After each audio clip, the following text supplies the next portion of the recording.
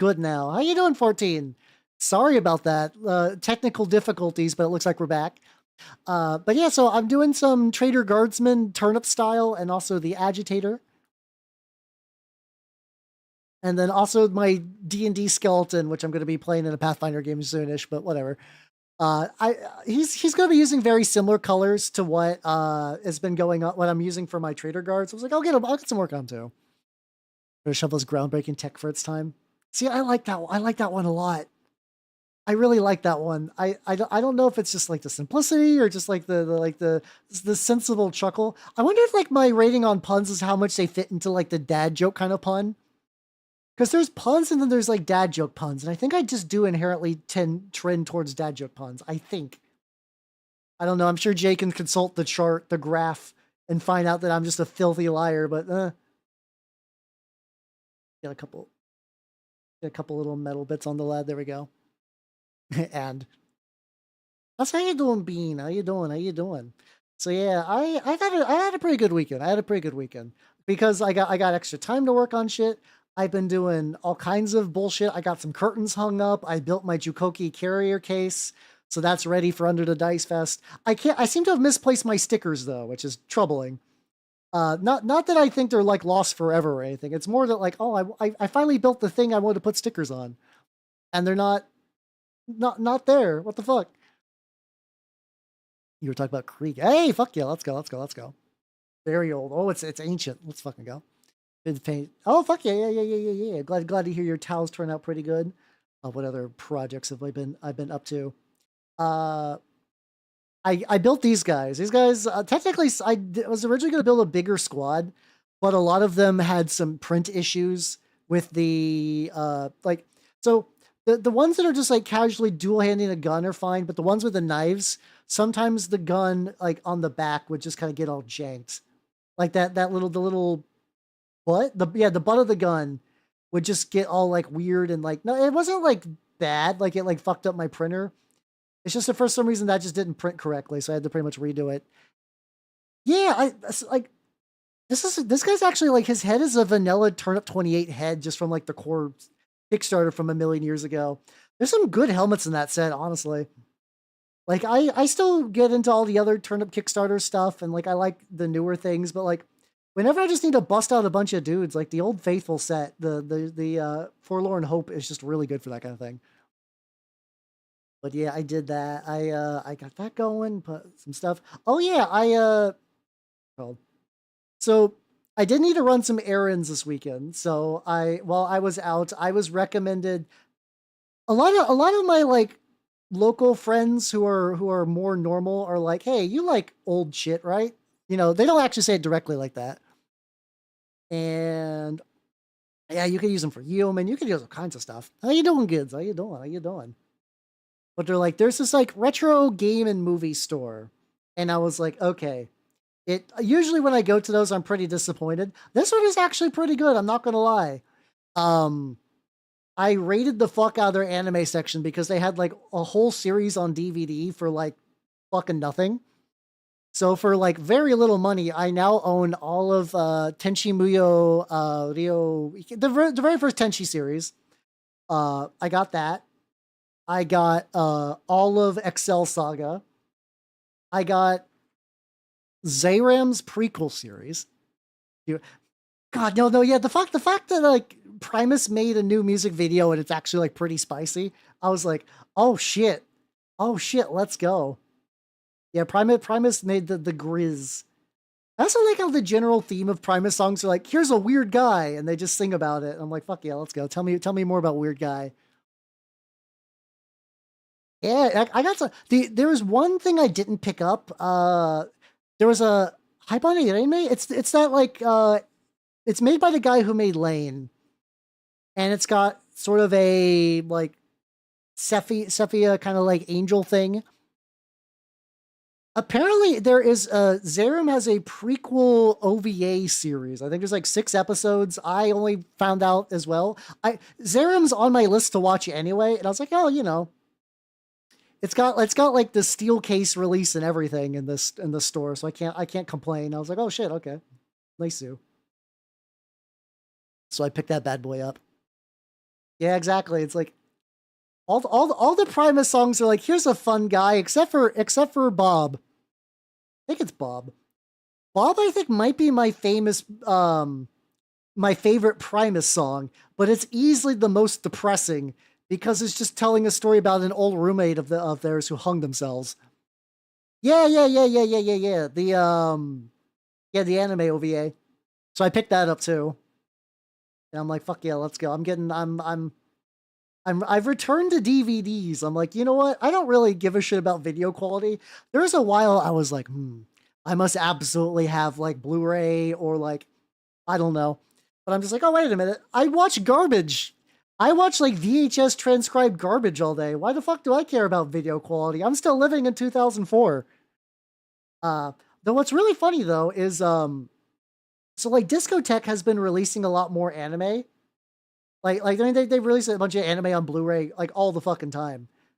But what they've been doing, which I find really fun, is all these series that I've been waiting to watch for a million. Like I waited so long to watch a lot of these series, and now they're like, "Hey, we at Discotech Media are bringing back the classics, the beloved classics we all loved and have definitely seen a million times, but just in case." Like this is one that I find weird that I haven't watched it because I like fluffy little vanilla romances. I have not watched Toradora yet. It's always been on the backlog because like you guys have joked about it, but it's legitimately real. My backlog will sometimes take like decades for me to get around to watching shit on. But I saw that apparently Toradora's getting a new Blu-ray release. Actually, this guy's got little. Some of them have little water dishes. There we go. I dismissed two of them. I need to go back and get that.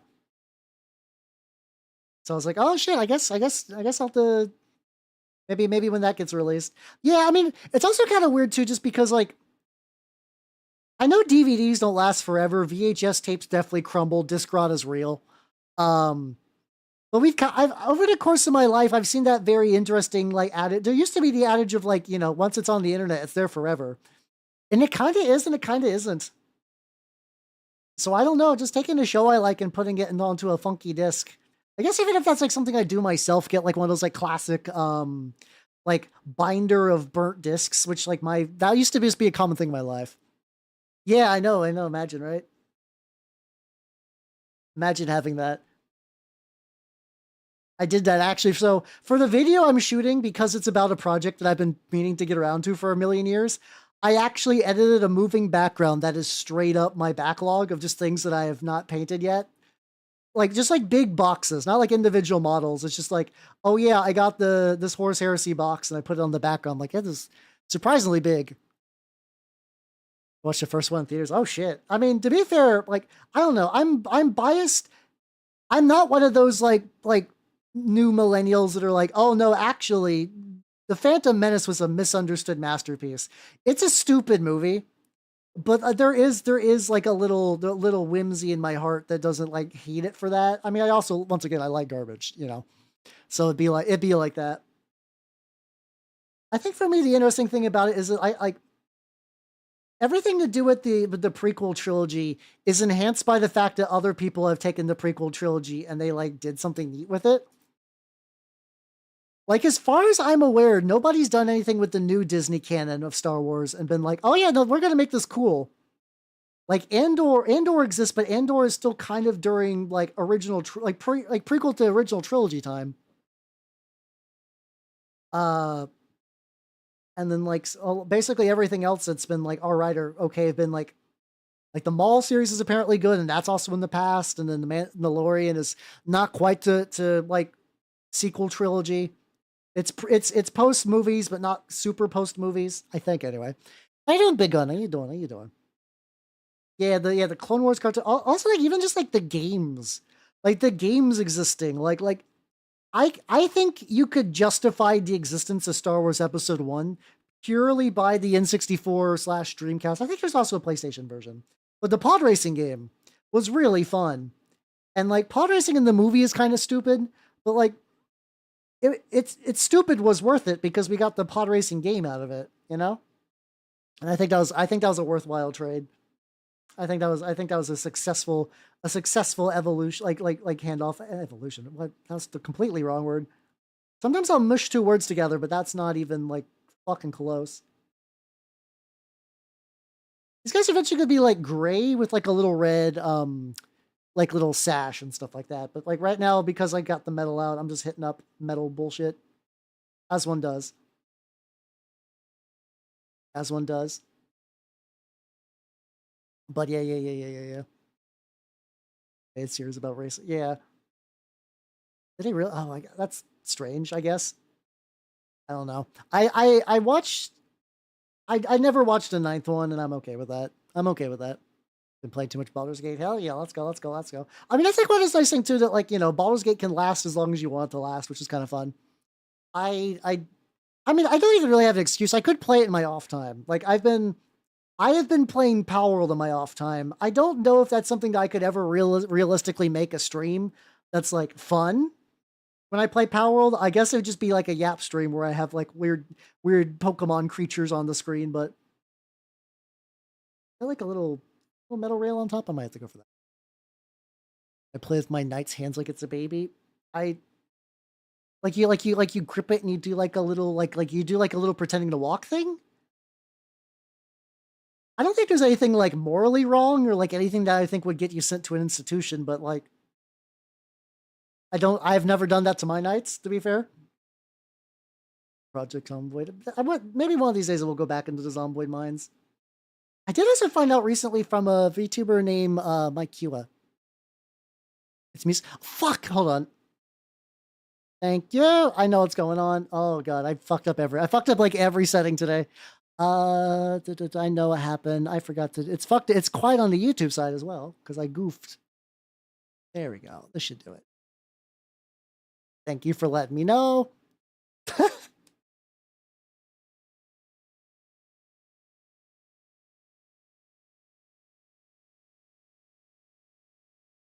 Is it working?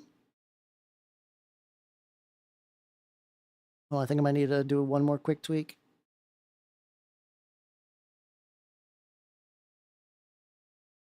Oh, weird. Hold on. No, that didn't work. Now that worked. There we go. All right. There we go. All right. There we go. The jank. We started off jank and, it's back to normal now. Yippee. Let's go. My knights are prize models. Oh, that's fair. How am I doing today? I'm doing, like I said, pretty good. I got to work on video.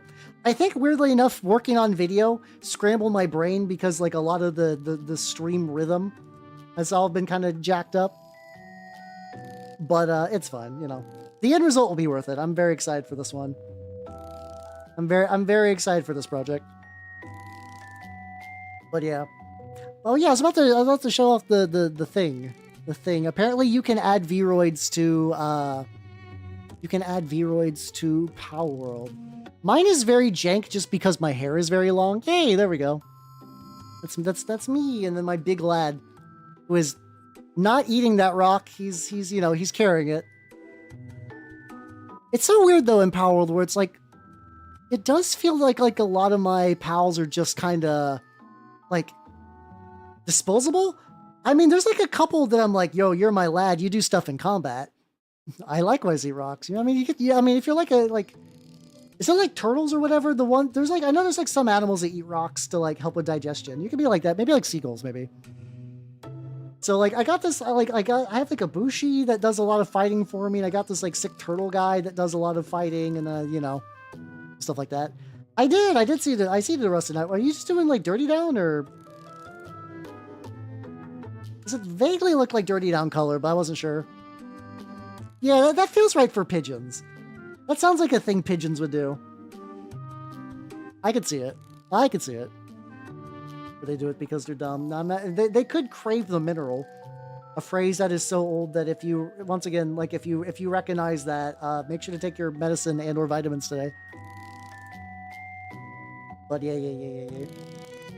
But yeah, so like that's a thing I can do.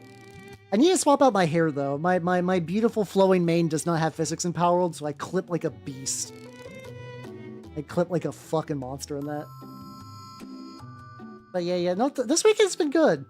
So after, like, we were going to do war games today, but like the spot was rented out. But I'm kind of glad, if I'm going to be honest. Like I spent so much time and energy preparing for that like big event last week, and it was just like nice to be just like, oh yeah, just chill.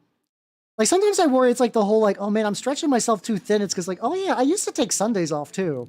Sundays used to be just like a relaxing day for me. I'm like, oh yeah, no, I war game on Sunday now pretty consistently, which isn't bad. I enjoy it, but it's like maybe every now and then I should just take a Sunday off for fun. Oh, you're doing a effects wash. I get you. How you doing, Lana? How you doing? I'm working on the lads and the lass. There's a couple of lasses in there. Yeah, I mean, I assume that's the implication. I mean, there's like some of them have like really, I don't know, like womanly hips, which is odd to think about in terms of Turnip, where everybody is like weird and malnourished and whatever. But like, good for them. So how you doing? How you doing, Gwen? How you doing? I'm working on stuff. Also, like I like how this guy turned out. He's gonna be my agitator. So he's got he's got the fancy hat. He's got the fancy big backpack. He's got the mutation. He's got the bolt pistol. He's living his best life.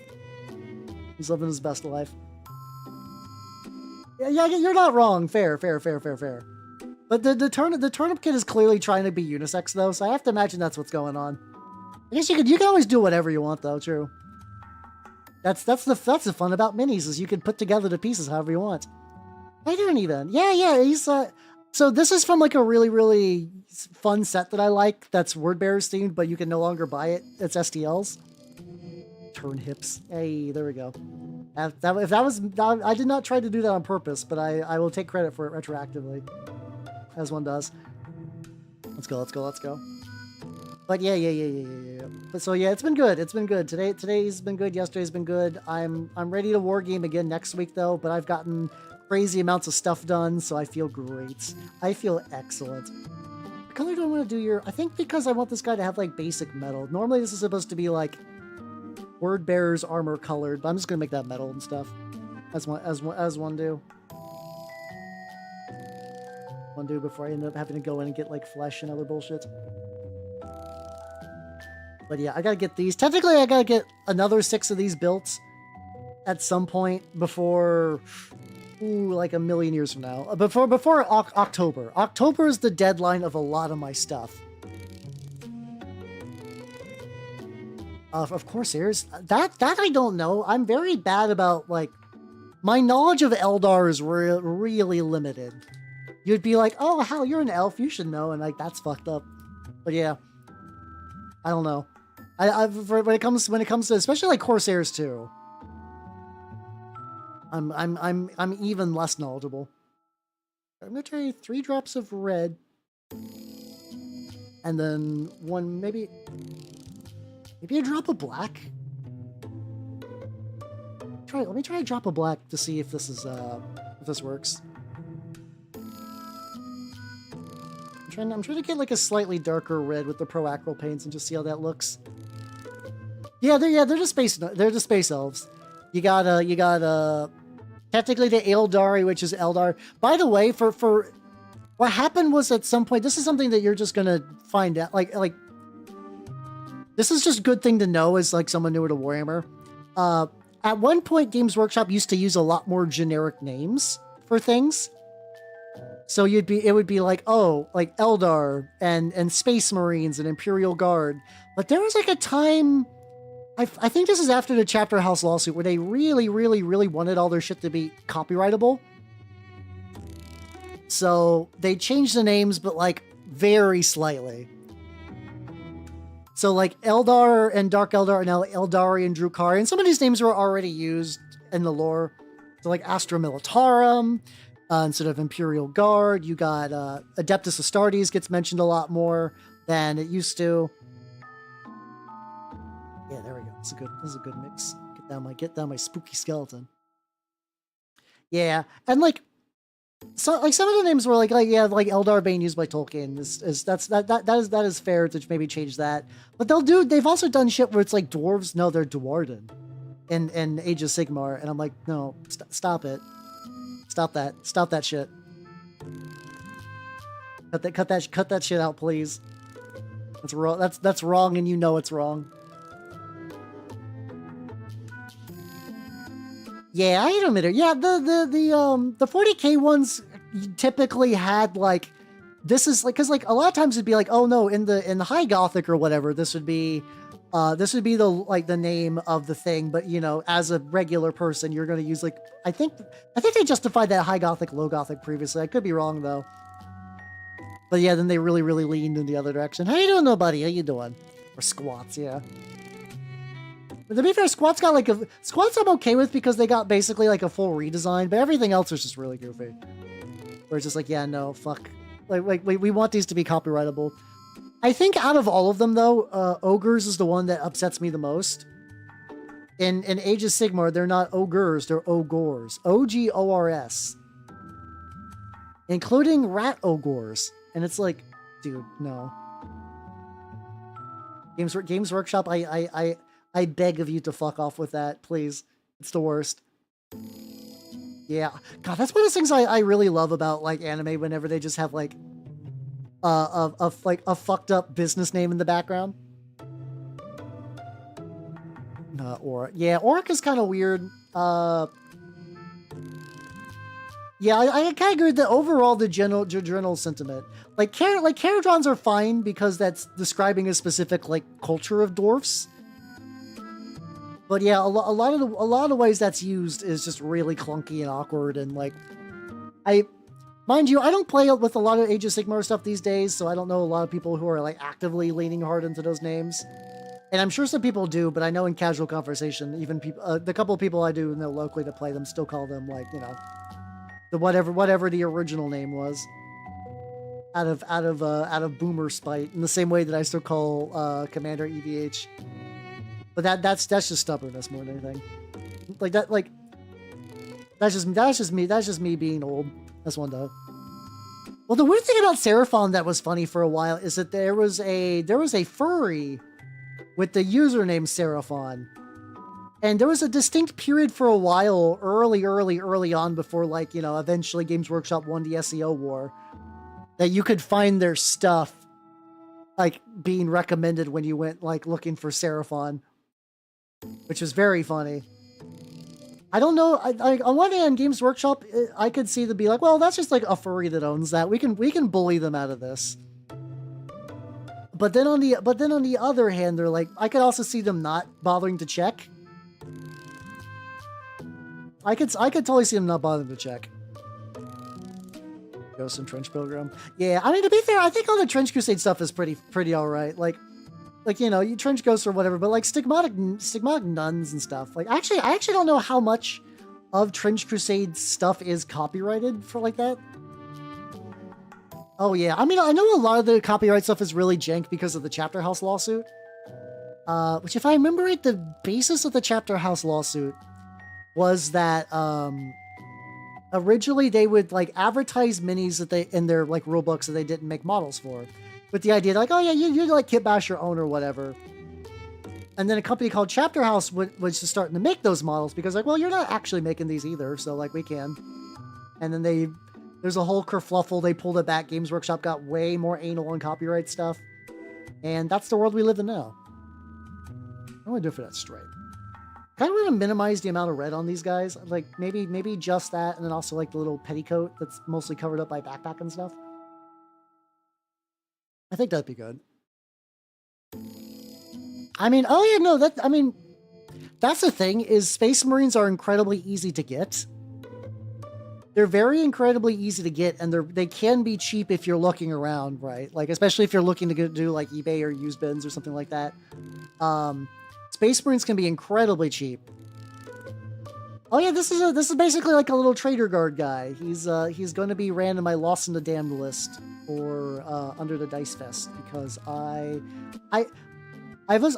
played Lost in the Damned before locally, but it's one of those like basically unique to an older age of the game. AKA like, so you can run Traitor Guard now, but it's like one very specific unit, and you still have to run like regular Chaos Space Marine stuff. During this era, you could run, like, you know, a Lehman Russ along with your lads. Or like a Sentinel, which is what I'm doing, which is really, really cool. Yeah, I think from what I understand, I think the Fallout games, and this happens to a lot of games, like Games Workshop is expensive, but like sometimes that is just the price for like a big, just a manufactured mini. So a lot of other war games kind of like do like, oh, you only need like 2 of these guys as opposed to an army, but their overall prices will be the same, or like the price will be increased because it comes with like a lot of cards and rule stuff. Which does suck though. Like it is bad if you just want the minis. I feel you on that. With their source material. Oh yeah, no. Yeah. Imagine the idea of doing, Games Workshop. Never rip us off ever. Also Games Workshop. Have you heard like, I really like this Dune. This Dune is good. This Warhammer set for 20% of price. I mean, that's pretty legit.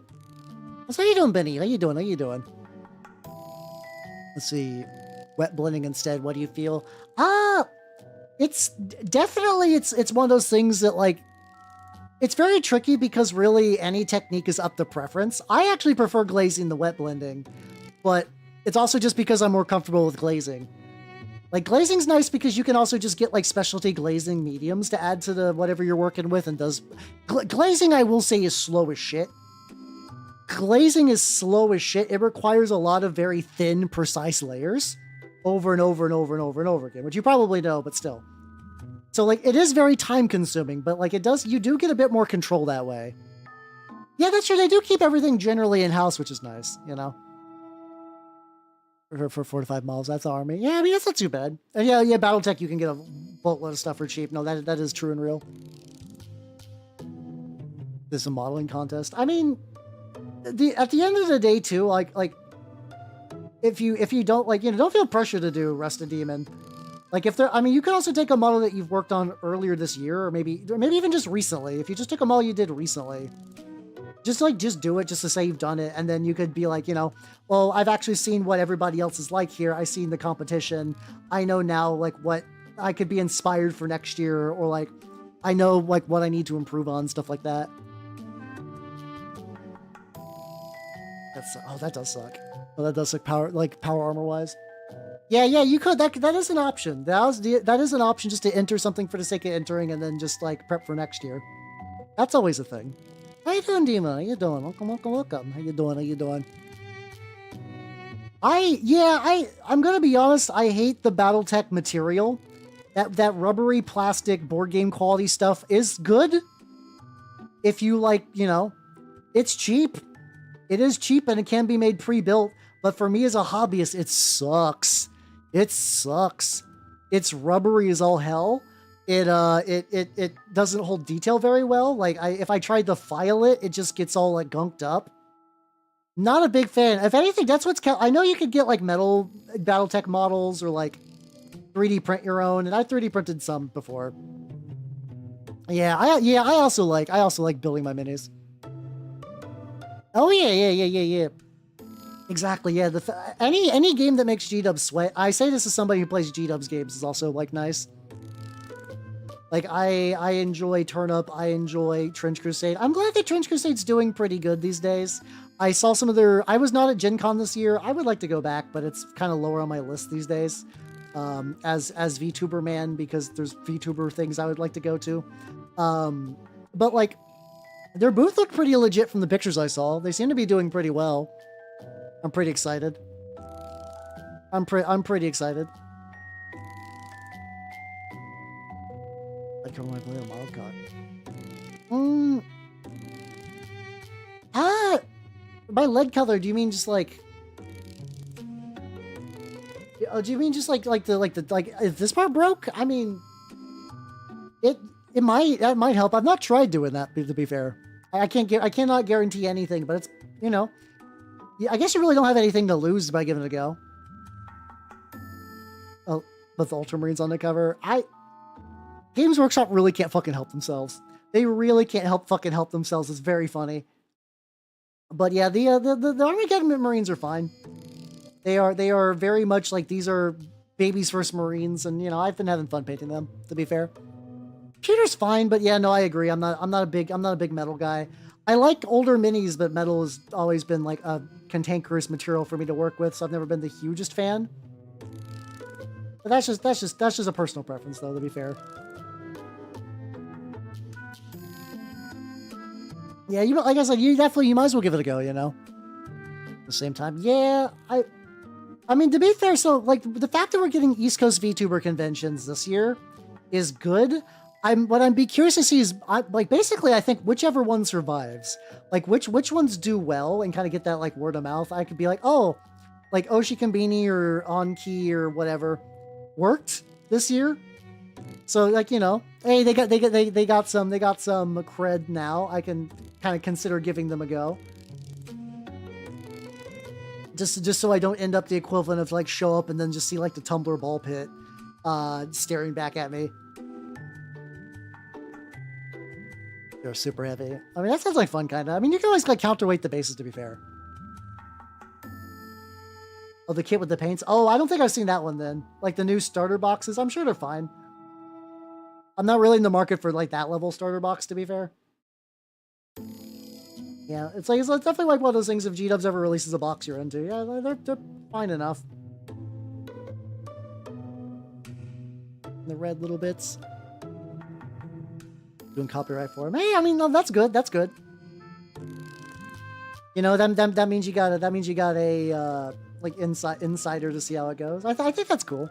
I think that's cool. But yeah, it is kind of unfortunate timing. I also don't know realistically how many conventions I could do in a year, just financially speaking, or time off from the guild speaking. Even I don't know. It'll be interesting though, especially because I do want to stretch my legs out a little more and do stuff that's like, I don't know, especially like wargaming mini things too. Because that is also like, it's weird. I like, you know, I'm in the VTubing space, but I'm very different from a regular VTuber. So I probably should do more like, hey, I made a game. I'm going to be at like a Gen Con thing now. Check it out. Also, I'm a virtual boy. I was like, maybe that would be an interesting route for me to go on as a person, as an individual. How you doing, Lego Man? How you doing? Yeah, I'm built different. Built strange. I'm built wrong. But yeah, how you doing? How you doing? I'm building my boys who are also built strange and wrong. There's a lot of Sprugu using their construction. I would not have it any other way. He gets the full actual red outfit and stuff like that. Metal. Oh, so that's like a real big. Okay, so those are like actual, legitimately big fuckers, not just like extra heavy BattleTech mechs. Ah, gotcha. And I gobble. Hell yeah, let's go. I forget. Are you just doing like random gobbles, or are you doing like gobble palooza, or I forget what variation of night gobbles you're working on. Yeah, constructed in an unorthodox fashion, indeed, for reals. And then armpit. Tribot. Hey, let's go. It's nice. I spent so I run OBS out of portable mode, which is really, really nice for backups, but that means every single fucking time that every single time that like Stream Deck updates, I have to like redo a bunch of settings. It's really annoying. I mean, to be fair, it saved me before. Like the immediate payoff is the fact that when like my computer exploded, I was fine. Oh, let's go. Man, painting a goblin one of those like big fuck off spiders does sound like a lot of fun. That sounds pretty great. It sounds very legit. Maybe someday I'll do some goblins. I mean, I guess I got some technically grots from the Armageddon box, but I do think I do like the Gobblepalooza. Just like a bunch of just fucking just. I just love that's like a whole unit of like fun, unique goblins you can kind of do whatever you want with. It's great. It's a good kit. It's a good kit. Mind you, not that I need any projects these days, though. I am locked the fuck up and in. I'm locked in. I'm locked. I'm on the. What's happening here? I got a lot of fires in the ovens in the fire. God damn. I took a pause to recollect my thoughts, and I collected them wrong. Oh, I love how my brain works sometimes. All right, so they're drying. Let's go back to Big Boy, big skeletal man. How do I smell toast?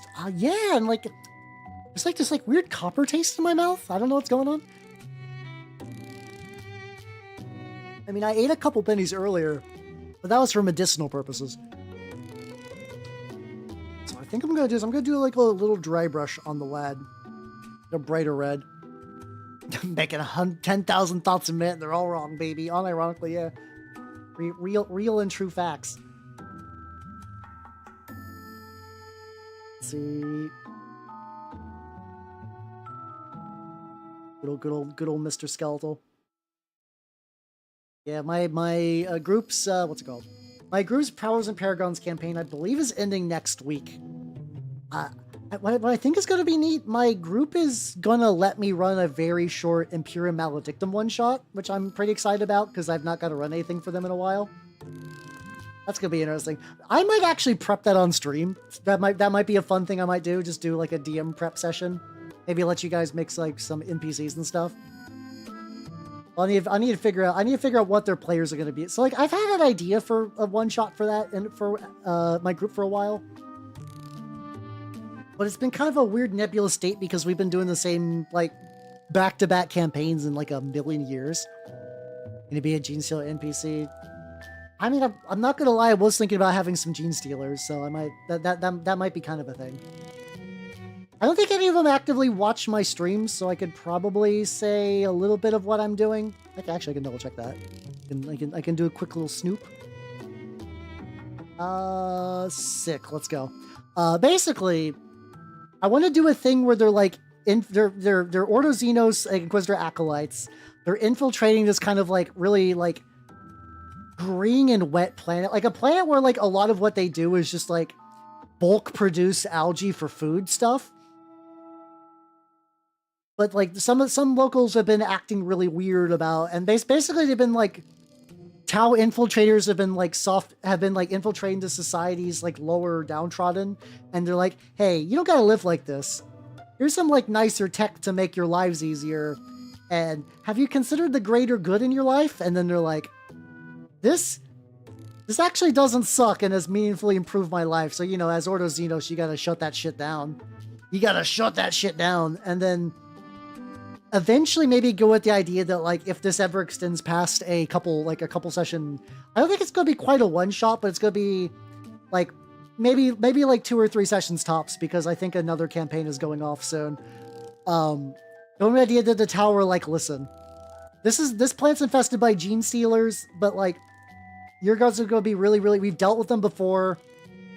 You guys are bad at dealing with Gene Stealers. That's why we're going to try to like, that's why we've been doing this so covertly.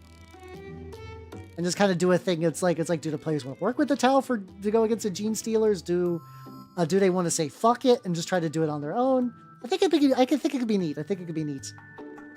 But yeah, I want like a really like wet, shitty planet. Oh, thank you. Yeah, this is the campaign that's going to happen after that, which sounds like everybody's been gearing up for a while. Which, from what I've basically seen, the premise is like, imagine you're an Elden Ring boss, and I was like, evil bloody skeleton. Let's go. I was like, well, you know, because like once again, I have like a reputation in my group of like, I don't play like necessarily like wacky characters, but I'm the ones who kind of really thinks like outside the box a lot of times. So they're like, all right, Hal, what you got for us, buddy? And then, well, I think an impaled skeleton, and they're like, fuck yeah, let's go. Invasion of Planet Moist. Yeah, because like it's gonna let me do a bunch of cool stuff where you got like basically like people who have been given pulse rifles. I can have a Kroot in there. Oh, I really want a Kroot NPC. I really want a Kroot that is like kind of like hiding in the shadows, just kind of taunting them for a little bit. Yeah, whatever, stop some of their ghosts. I know, right? Like, Well, the thing is, that's the implication is I kind of want that they're not. Like, mind you, the Tau are legitimately trying to help, but they are doing it to, like, you know, roll that colony into the Empire. But by the same token, the locals are like, oh, this, like, doesn't suck. This is kind of nice, actually. They don't treat me like shit. And they give me stuff. I could do that. I mean, the tricky thing is Kroot typically can, like, Kroot gene stealers, I believe, do happen, but they don't happen super often because Kroot can tell. Kroot are really good at sensing tainted meat. Like, you know, they typically don't eat Chaos guys for similar reasons. Some do. Spoilers, it ends up bad for them, but some do. Oh, yeah, let's go. Oh, I love you, horrible bloody skeleton. I can keep mushing on him forever, but, like, I think for right now, it's gonna be legit. I've got to touch up the metals later and do some stuff on the base, but... You gotta love this L shape. Oh, Lotta, speaking about that. So, okay, before I do... So, I'll go back to what you were saying, 14, because that's also an interesting thought. I went to pick up supplies at my shop this weekend. I didn't end up getting anything. They were out of the paint I wanted. But, like... It happened. You know how people are like, boy, I would love to see how the Y skeleton wet. Why not? I mean, right now he's dry. He's dry. I might make him slicker though, because that's kind of fun. So whenever they did the ruin archetype like template things for the new edition, and there was that kind of like, I wonder if that's going to make tournaments look less bad. It did. Legitimately, when I stopped by my shop, it was during, by accident, just a 40k tournament.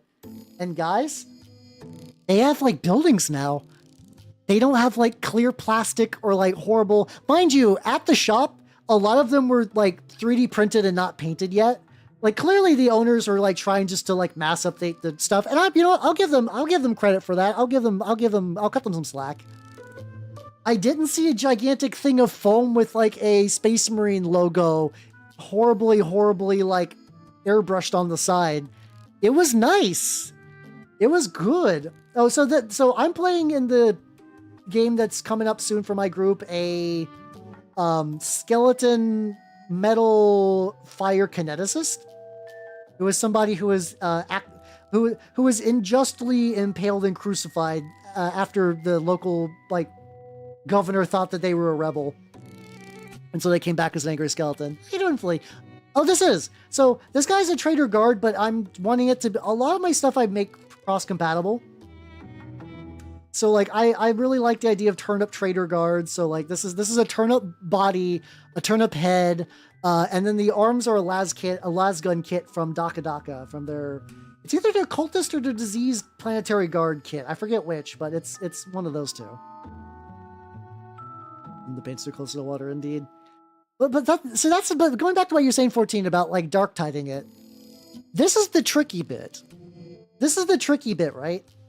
Is like one of my players really wants this to be like a dark tide thing.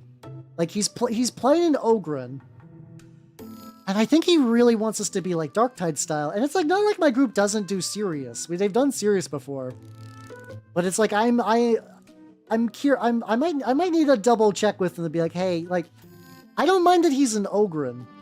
That's fine. I just probably need to establish. We're having like a session 0, so I'll definitely let him know then. Just be like, hey, this is going to be like Dark Heresy. It is going to be like, you know, fairly lethal and serious. And, you know, just letting you know. Because like we've done that in my group before, just let everybody know the tone in advance, and it really does help. It really, really does. But like when we're making some test characters, he really, really wanted to be Dark Tide Ogren. And it's tricky because I don't know. Depending on how Dark Tide Ogren he is, I'm curious how much he's going to need to be handled. I could probably work something out. Terminal Traitors, boys. Hell yeah, let's go. Let's go. Too busy killing. Well, so the thing is, like, what I'm thinking with the Tau and the Gene Stealers is like, Gene Stealers are really tricky that if they're really, really embedded into society, the planet's basically doomed. You can't really do much. So I want this to be like a really early detection. Like the Gene Stealers are like really fresh. They're at a stage that like if they're dealt with swiftly, the planet could be saved, or at least like the Gene Stealer uprising could be postponed by like several decades, you know? Which is why I'm having the idea that the Tau are even there. Like, mostly, like, Kroot and Tau Pathfinders. Like, Tau who are built to kind of, like, be stealthy and sneaky. Maybe having, like, a ghost, like, a couple of the stealth suits there, but not really. No, especially because this is going to be a very wet planet with, like, a lot of precarious, like, footholds and stuff. So like bringing the mech is probably going to be not a great idea, but you know. So the idea of like Tau versus the Gene Stealers is probably going to happen to some degree, for sure. Indiana Gnomes. I mean, that would be. I mean, that does sound like a good fit. Like I feel like you're leaning, like the build up for that's already there. Like, do you want to commit with the name? I think you should, but I make wrong choices all the time. I thought techno-archaeologist at Melee Pie, it's a series of Scutari. That could be cool though. Just like, oh yeah, just like everybody's playing Scutari and they're just digging up horrible Necron artifacts. That'd be a fun way to do only war, where you technically just have like your regiment just be a Scutari Legion, and you just have one Magios that's like, all right, go in there. There's something I want. There's something I want in this building. How you doing, Gracefully Falling? Hey, thank you. I'm going to be running a 750 point list at Under the Dice Fest of Traitor Guard, so I've had some of them that's put together. I know the bit you're doing, motherfucker. So I need to get them ready before like early October. Really early October. So yeah, that's like the general idea I want to do with that. Like I said, that might change though, because like, you know, session zeros are session zeros. You gotta be flexible in a session zero. If like, somebody's like, oh, I'm doing a bunch of stuff. Yeah, we're doing 750 point city fight rule. So I'm doing a Lehman Russ destroyer. What's it called? A Sentinel with an autocannon. 2 groups of 10 Traitor Guard, each with an agitator, plasma gun, and missile launcher. And for the marine parts of Lost in the Damned, I'm going to be bringing 1 Chaos Lord with a jump pack and 6-ish Raptors. I'm still maybe massaging how much I want to like tweak some stuff in the list, but at least like a couple of Raptors for him to lead, you know? Because, like, I mean, I don't really have a lot of transports, but these guys got Infiltrate, and then I got the Rust and the Sentinel. So I'm like, well, if I just need my boys to get in there, Raptors feel like a good fit. Raptors fit. Yeah, so I'm gonna be honest, I only play 3rd edition. I did do a big Horse Heresy 2nd edition event recently, but when it comes to 40k, my group pretty much exclusively plays 3rd. We're looking to do like a modified version of 3rd though, where we bring in like codices from later editions. Not crazy late, but like Space Marine Codex 4th edition is way cooler than Space Marine Codex 3rd. So like we want to have options for that. So like we're currently house ruling a sort of weird conglomerate, but we're basing it off of 3rd. Fuck, I gotta do arms. I forgot to get their arms.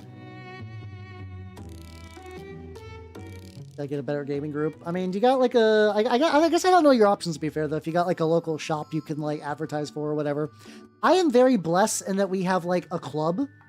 Technically we run out of a game store, but it's like not, it's not a game store that's meant for like, it's not like an LGS. It's like a multi-purpose store.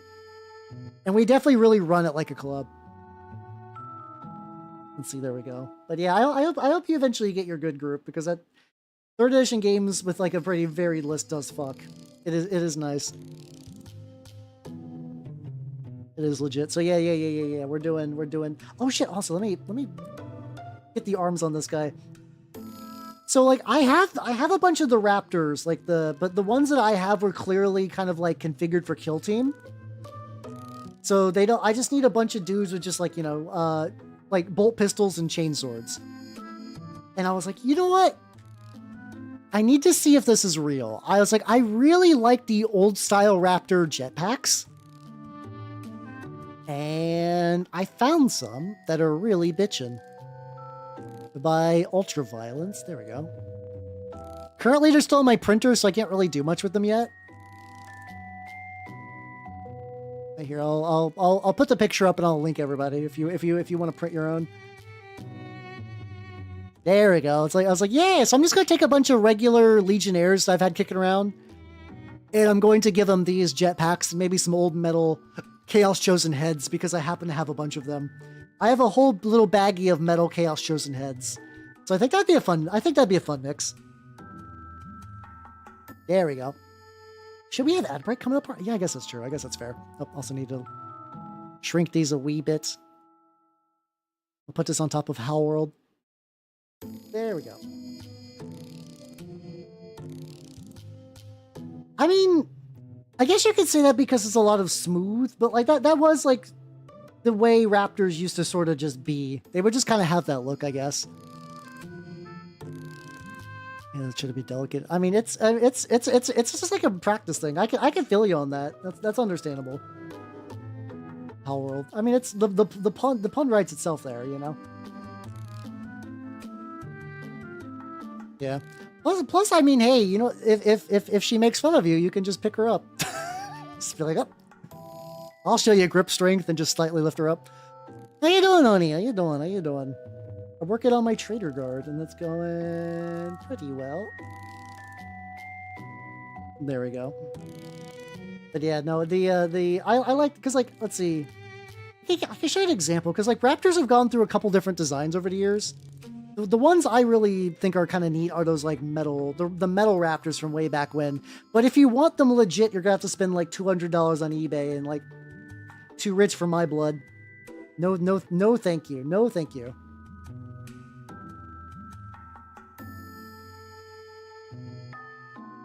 Let's see. Oh, some metal doors. There we go. Let's see if I can get the OG Raptor squad.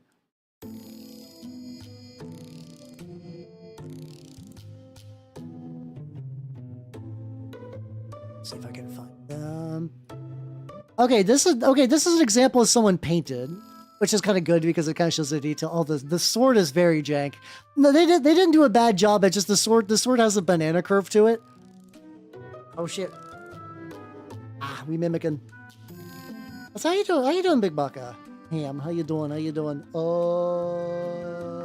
am I doing? Adjusting myself slightly. It's gonna be gigantic. Transform, fit the screen. Look at that! Look at that lad! I like the way they look. It's a good look. It's a good look. That just because my screen's getting clogged up. Do I lift? I'm far too busy with bullshit to. I need to go back to the gym to start lifting more. It's been a bit. I'm very rusty at the moment. Let's see. My toes contort my posture worse than called toes of concentration. I mean, yeah, I guess it's like the equivalent of like kind of like clenching your fists but with toes. I guess that's probably. I mean, it's probably better than clenching your fists long term though. Like you know, like I feel like your toes can take more squeezing than like a finger can. I guess. If our spirituals is quite heavy, fair and true. But I also would like just to be able to lift heavier shit. Should really pawn them off. I play Nurgles and Ideal. Oh, fair. I mean, if you put those on eBay, I think realistically, assuming like, if they're bare metal, even better. Like if you haven't painted them, you could easily probably get like, maybe like 150, 200 bucks from them, depending. So like, yeah, I mean, you know, if you're like, I will never paint these, I have no use for them. You might as well get yourself some cash money, yo. You might as well get yourself some cash money. I think that's fair. Yeah, let me like. So when I did some searching, like I just went to eBay and just looked for like Metal Chaos Raptors, and you're just gonna see like new in box. Like if you have the box still, that's like 170 to like 224. And then there are people who are trying to like, you know, do like bids and stuff, which are a bit lower, but we'll go higher. Yeah, no, if you got a box that's kicking around, you could easily get like at least at minimum, probably a solid hundo. Which if you're doing Nurgle stuff, is, you know, you could do some stuff. Hi, how's it going, Giop? Welcome everybody. Welcome. Oh shit, let me mute the ads for a little bit. How's it going, everybody? If you do not know me, I'm Howard the Mimic Elf, miniature painting Vtuber of the Nurgle and Scam variety. Solid art boy music. Oh shit. Let's see. How you doing, Firebrand? How you doing, Switch to Writer? How you doing, Wabella? How you doing, Corrugation Nation? Great name. Doctor Smasher, thank you for the follow and welcome to the workshop. Hey, Velcon, how you doing? Karispan? And the Oro Doboros. What Zillow nightmare were you showing all these fine people, Giop? And Corrugation Nation, thank you for the follow and welcome to the workshop. If you do not know me, I'm Halbernaut, the Mimic Elf, miniature painting VTuber of the Nurgle and Skaven variety. Though today I'm painting up some Traitor Guard for a 3rd edition little event I'm going to be part of soon, though I'm using some Turnip 28 bits. Said you like my name? It's a good name. Somebody who's used a lot of corrugated cardboard for trench stuff. 1/3 cube glass. See, this is the problem, is that every time Jup has ever invited me on a Zillow stream, it's always like, man, this house is fucked up, and I'm like, I could dig that. I could dig that. Many tarp covered beds. Oh, that's a crime then. Oh, you showed them a crime house. Gotcha. Auto-corrected Soldier Boy to Solid Art Boy. Oh. Is it, so like just Bizarro Soldier Boy. Oh, that'd be excellent. Oh, I love Bizarro Soldier Boy, who's just Solid Art Boy. Excellent. But yeah, I'm glad you guys had fun. Also, here's a skeleton I'm painting because, you know, this is gonna be a character I'm playing in an upcoming Pathfinder campaign. So, yeah, you know, sometimes you just gotta paint. You just have to play a red skeleton for reasons. You know, isn't there a comedian named Red Skeleton? Maybe. That sounds right. I feel like there's a famous comedian that was named Red Skeleton. Don't quote me on that, though. I'm bad at naming comedians. Hey, there we go. I used to be way more into stand-up, and then I just stopped. I think it's because a lot of my stand-up days were back when I had easy access to Comedy Central. Now I don't. Oh, Red Skeleton. There we go. So how you doing, Lord Corax? How you doing? So speaking about shit like that, when I went to the used like media store to pick up some stuff, I did find The Man Show on fucking DVD, which I was like, holy shit, I did, for some reason it never crossed my mind that The Man Show made it to DVD. I was like, huh. Wild. Yeah, I didn't pick it up. I can't imagine that's going to move. I was too busy buying Tenchi Muyo and Excel Saga that was there. But no, yeah, that they did have that relic. Part of me, because like I have to imagine. So like I was a dumb like teenage boy when that show was airing. So I wasn't like buying into it like ideologically. I was just like, holy shit, they got ladies. Because that used to be a special thing in my life, and now we have the internet where there's all kinds of ladies who are doing it there of their own will. It's kind of crazy. Yeah, there was that guy that just like would just like down beer. I forget how it was like some sort of like weird throat technique he did just to basically like, this guy would drink beer by basically just pouring it down. He didn't gulp it. He basically just kind of like pouring liquid from one bucket into another bucket is how he drank beer, which was impressive. That was legitimately very impressive, to be fair. But yeah, there's like a very small part of me that would like to see a Man Show episode in 2026. Just to, like you guys said, I can't imagine it aged very well. But there is like a curiosity of like, okay, I could not tell you a single episode of the Man Show. But it's like, but I'm curious. What was it like? What was it like? Yeah, it was a. See, that part's, I have terrible memory, but fucking Ziggy Zaggy, oi, is stuck in my brain, which sucks. Because I would like to be able to, like, you know, like remember people names and movies I've watched and stuff like that. Nah, I clearly got like the couple of like bytes of brain space for that, you know? That's important. That's a thing I need. Yeah, like I said, it's like dumb shit like that is locked in my brain. I still like to imagine that someday I could, like, I don't know, find like a therapist or someone who's just like, oh no, you're just not using all your brain. I'm just like I'm gonna basically like, it'd be like living in a house and you break down the wall and find out that there's a whole secret room in your house that you can just put shit in. I still dream of the day that I find out my memory is like that. I would absolutely download more RAM in my brain. I wish. It's tricky because like, out of all the cyberpunk things, the idea of adding more memory storage to my brain sounds great. I don't even want cyber limbs. I just want fucking like better like memory backups. But then once you start getting into the cyberpunk memory manipulation, it's fucked. You know, you could get a robo arm and not like be like, has any of my life been real? But as soon as you touch the brain giblets, it's over. Even if somebody's like, I signed a piece of paper and said that all your memories will be unfucked with, that can't be true. That's not going to be real. It's all going to be fucked. And speaking about things that are fucked, I gotta go on ad breaks. See you guys in 3 minutes. Ah. Yeah, I need the brain vitamin.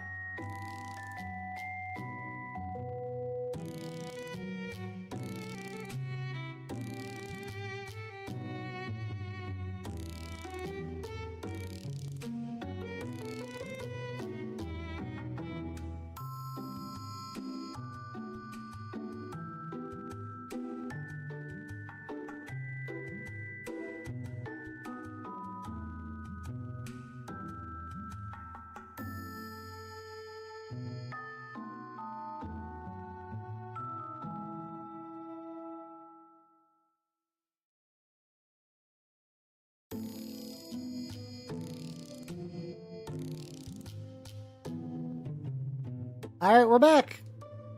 Oh, sorry, Lana, we have moved on, but we're back. We're back to Skeleton, just because the other guys are driving a little bit. I want to get a little bit more progress on Skeleton. I think out of all the minis tonight, Skeleton's gonna get finished first. By Screaming Jay, is that? That's like one of those things that I don't know enough about Screaming Jay Hawkins to determine if that is a joke or not. It could very well be real. After finding out that Short People is a real song, I'm like, I guess anything could be a real song. If, you know, why not? Music can be whatever you want it to be. Old school goth rock. I don't know if that's true or not. Once again, though, I don't know if I'm aware of the name, but I don't know if I actually listened to a lot of Screaming Jay Hawkins' music.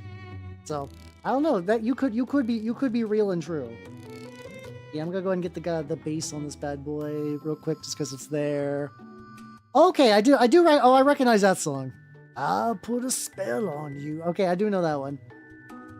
Okay, there we go. I know me. I'm aware of music. I say is the same guy who listens to like 3 songs on repeat forever, just because that's just how my brain works. There's a lot of ads. Yeah, it do be like that. Talking Screaming Jay Hawkins. We are! Yeah. Apparently I found out he had a song about being constipated. I'm learning. I'm far from you. That'd be kind of fun. Like, the Dark Age of technology is something that I hope that Games Workshop never really fully like explains themselves. But I think that'd be fun for like a group to do. Just be like, fuck it, we're doing a Dark Age of technology, like game or campaign or whatever. Like use whatever system you want for that. Just go nuts. I think that could be neat. We got rock painted. I'm gonna go get the thing on the back, maybe. Yeah, let's go. The thing on the back, also known as the tombstone. You know, that regular ass, boring, non-important thing. It's coming together nice. What I'm really hoping to do too is because I think everybody else is. Unfortunately, once again, I think what's going to happen is that like my group, a lot of people in my group are going to use AI images, which I'm not going to be super jazzed about. But I think if I take my dude and I run it through those Photoshop filter combos that I know to make things look like it's like Vermis style, I could be like, yeah, I have like a cool illustrated thing that I made. Yippee! Let's go. Let's go. And depending on how long this campaign is too, I'll be able to use that shit for like years, which is baller. I can also make like spookier upgrades at some point too, where it's like oh, you know what'd be fun to 14, how about this? How about this? You run a sci-fi game but ideally find somebody who either doesn't know much about 40K or is like, you know, like they know the basics, but they haven't really read the Horus Heresy. Play the Interrex. Run the Interrex in 40K, but say nothing about like, I mean, you can, depending on what you do, you could name drop the Interrex, but don't leave any indication that like, you know, try to obfuscate that the setting is 40K at all, or 30K at that point. Keep it really on the down low, and then just one day, just have the fucking Horus show up, and they're like, wait, what? Oh no. Oh, and then just kind of go from like, you know, a regular campaign to like mission survive. How you doing, Casual Maker? Oh yeah, no, same. I'm still weirdly seething about Popoton having a fucking Gemini translation and not being called out, and that not being mentioned until it was too late. I'm still salty about that. It's tricky because like those bait and switch games can be really good, but you really need to know your group for that. Which is why they're kind of rare. Like when you hear them in a positive context. I love that kind of shit. I love like genre like thing where like I know it's kind of played out to like, oh, magic is actually super advanced science. I still like that shit. I like that shit a lot. I like aliens in my fantasy. I like sci-fi. I also don't mind if it's like it's fantasy and magic is real, but also aliens are there. I bait and switch stuff is pretty fun. I don't even mind that like you're in like a simulation sort of thing. A lot of it is based on execution. You know, you got to execute it well, and that is a very tall order. To be fair, that is a very rough thing to ask. But I do like it. I do like that shit. Also, how you doing, Tanya? How you doing? I'm covering it up, to be fair. How you doing, Tanya, though? How you doing? Oh, you're like, I can't wait for the new outfit model update thing, because chest mouth is gonna be even more spicy. Doing some more space trucking. Hell yeah. I'm trying to think of which game is space trucking. I know there's like Elite and Dangerous, and then there is God, what's the other one? Star Rangers? There's a couple of space trucking games I'm blanking on. Oh, okay. Why is the apron toggle not working? They should be automatic, but I can fix that. There we go. Elite Dangerous. Hey, let's go. I know that because a friend of mine is like, every now and then that game will just like destroy him for like a couple months, and he's like, all right, I'm done. I've done everything I need to do, and then he'll be back in the shit. It'd be like that. It'd be like that. But yeah, glad you're doing well. Hell yeah. I'm working on my Traitor guard, which is going. What's the little chat guy eating? Oh yeah. Cersei made a Lauganma not mac and cheese. I do think Lauganma mac and cheese would also fuck, but a Lauganma grilled cheese. Which I just thought it'd be fun just to leave on the halbud's lap. I still want to make it myself, but I don't need to go grocery shopping till Wednesday. Yeah. She said she made it, and apparently it's really good. Though it might be even better if done with like a smoky cheese, like a Gouda. So when I go grocery shopping, I'm gonna pick up some Gouda. That's real. It is real and true. I still love it when I do a thing that influences you guys as people, and it's just like, wow, Lagama grilled cheese real. Let's go. To be fair, Lagama is just good in general, so like anything made with it's gonna be pretty baller. But yeah, no, I do think a smoky cheese Lagama grilled cheese would be really good. And I agree with the sentiment that also probably fuck if you had some bacon, but I want to keep it pure grilled cheese, at least for step one. So these guys are turning out pretty good so far. I like a weird model where there's like a lot of bits and pieces that I definitely like need to touch up a bit. British cheese place. Oh, conveyor cheese is a very powerful concept that I would have never considered until right now. Like, is there anything like, do you get like little crackers? I guess like, do you do it like mobile charcuterie style, or is it you just take a big hunk of brie and be like, oh fuck yeah? Which, I mean, depending on the day, I could see myself being down with that. I do not know. I guess that's fair though. You know, just go there and find out firsthand. Get that sense of adventure and whatnot. This guy's backpack has like a million fucking little skulls back there that I'm going to need to hit up at some point, but that's fine. At Kirito from Sword Art Online Bridge. Weirdly enough, I don't think you're the first person to say that. I swear someone else has said that before, and as someone who has not seen it, I'm just like, huh. That might be true. Yeah. I feel like someone else has said that, though. Big if true has entered your vocal stems. Hey, let's go. I do say it a lot. The thing is, like, I did not make Big if true. That came from last podcast on the left. So if anything for that, I am carrying forward the vocal infection. You're welcome, I guess. I do like saying it, though. I do. Big if true is such a fun thing to say. Because, like, I like saying it for things that are, like, obviously true. Just for shits and giggles. It's very good that way. It's very, very good that way. How much like flesh goop I need to paint too. Luckily these guys aren't too complicated though. I need to make sure that I got what are you doing? I need to make sure that I don't got these guys like their bases are like anywhere done. Just save for fun and now I say it too. There we go. Okay, then everyone's on the same page. Fuck, I'm just thinking about conveyor cheese now. Just think about, because I've never been. Got gold trim now. Hell yeah, let's go. It's funny because like trim on like a chaos knight, like chaos warrior or like chaos knight medieval, is hell. But doing trim on fucking like chaos knight big boys, it's just very fun. It's like a nice chill thing to do. I enjoy it very, very much. Painting knights in general is pretty fun. There's like a million years ago, I did a Tzeentch Dune Crawler, and I didn't dislike it at the time, but looking back on it now, it just kind of takes up a lot of space, and I don't really use it for anything. And I do have knight legs, so part of me's like, what if I just like strip the paint from that and use its like boxy little body just to be the torso of a maybe like a war dog sized knight. Like that might be fun. That might be neat. This gold can rust. I thought gold couldn't rust. I mean, you can do whatever you want with painting. I thought gold couldn't rust as like a chemical property. I could be wrong though. I'm not. I am surprisingly not a chemist. I'm sure you guys are shocked by this news.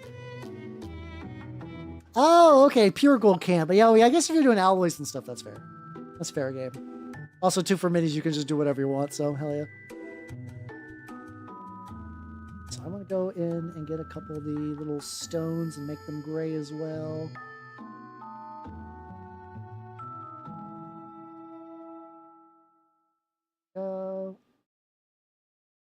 There you go. probably go in and eventually do a dry brush on this guy.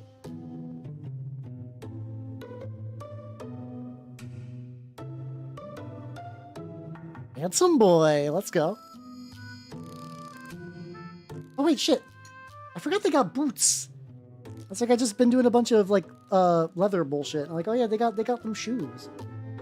Actually, it's kind of amazing they have shoes. Based on the turnip setting, it's kind of amazing that these guys all consistently have shoes.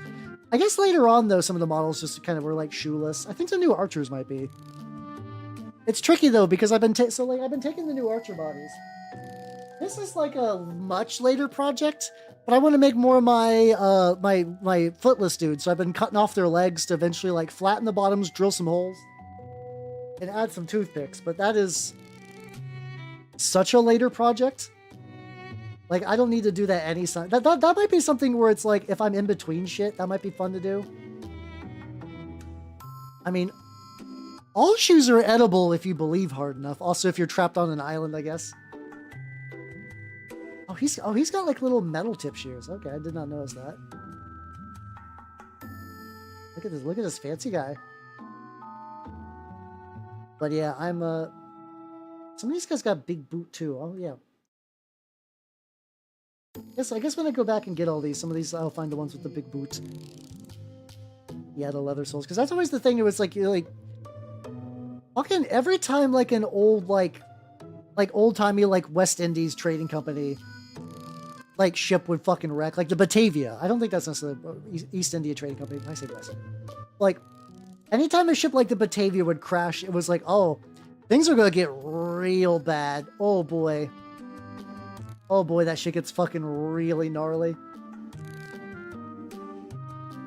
And it's like I think cannibalism's pretty cool, but like usually those don't even get to that point. They go worse somehow.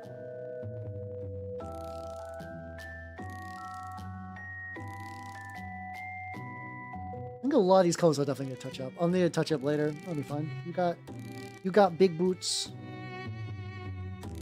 You like how these got. Okay, I was like, do you have reinforced boots? I can't tell.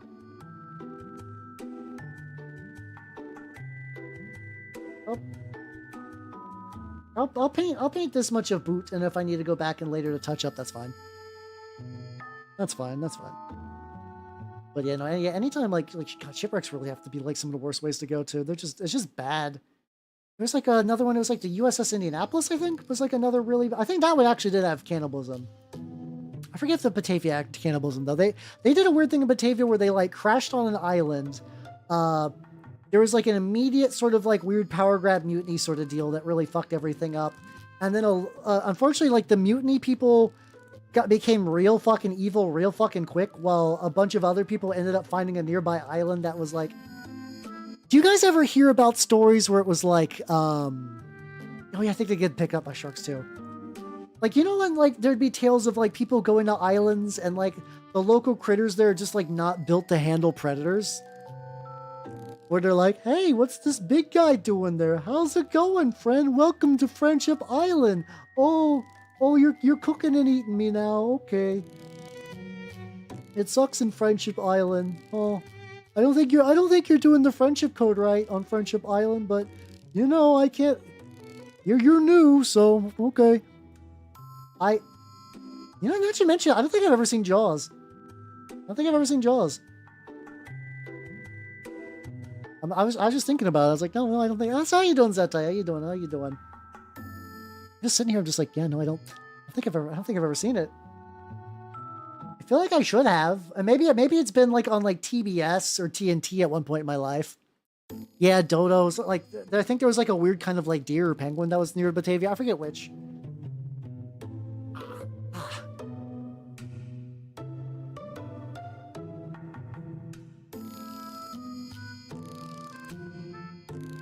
And it kind of sucks because, like, I mean, on one hand, that is just kind of like how it works. That kind of shit does happen all the time in nature.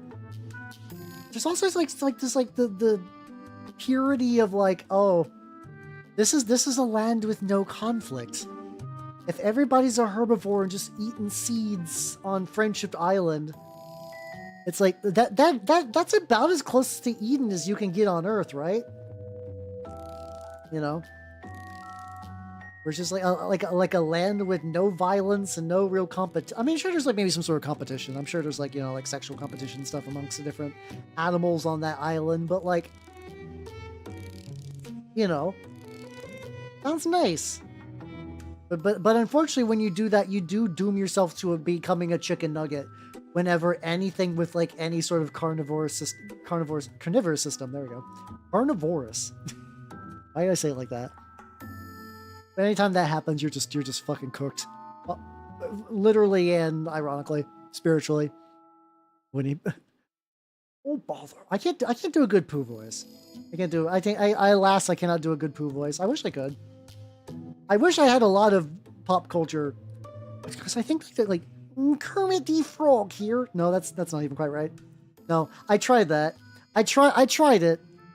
I do like how Kermit has like an activation phrase that like if you're trying to do a Kermit like impression, you just gotta start with Kermit the Frog, and then like, you know, even if you're bad, at least kind of like leans you in that direction. I can't quite stick the landing, but I can feel the engines moving. All right, these guys, I guess only one of them, for some reason I thought more of them had like the gigantic boot. I guess it was only really one, yeah, no. Oh, that's a lie, this one. Oh, this one got moved way the fuck up. Oh my god, okay, this one didn't even get pants. Didn't even get that like gray color for pants. I can rectify that shit right now. Yippee. I got like more of these guys to do too. It'll be fun though. I'm in a weird spot where like October is just far enough away that I can be like, oh, you know, it's a while away. I got time for these projects. And then also I'm just like, wait a minute. It's August now. It's August now, motherfuckers. Oh. Oh, fuck. Oh, fuck, it's August. Yeah, it's 2 months away. August is, it's like, oh god, yeah, I think in theory my new outfit will be done being rigged soon too, which is also gonna be crazy. I was originally wanting to maybe launch that for my birthday, but I think I need to probably spend some time setting up like new shit. I'm not gonna have like a crazy amount of new shit. Like I'll have like a moderate amount of new shit when that goes up.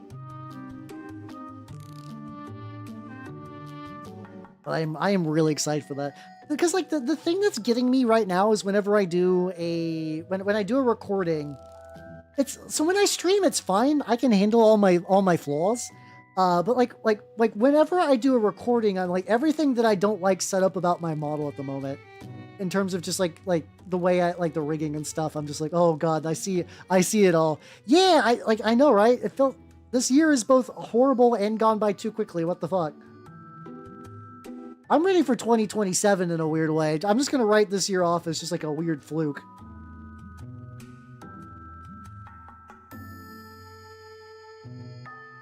Let's get some of the metal on this guy again, because I removed some of that.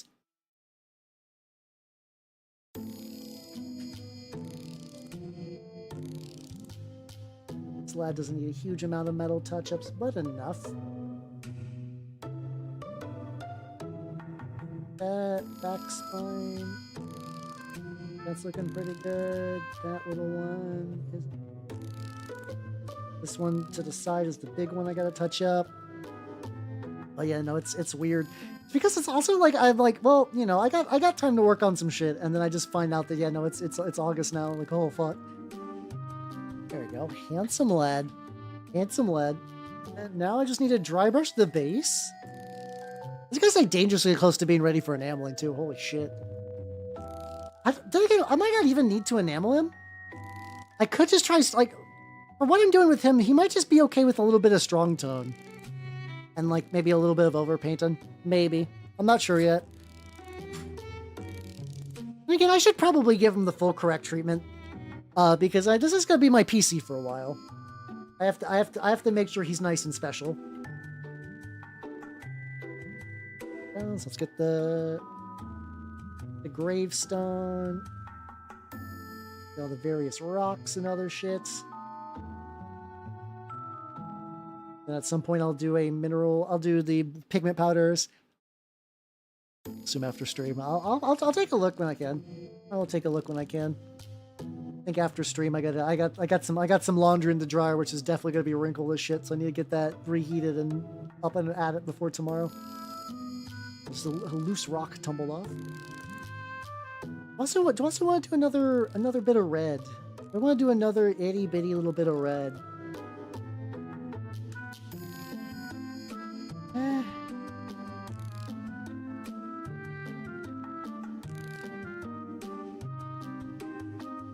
Yeah, I'm very happy with Skelly because, like, so there is Blightbones is a guy who does a lot of cool. Basically, Blightbones does nothing but really cool undead STLs, and he released this kit, which is incredibly baller. It is a modular skeleton kit.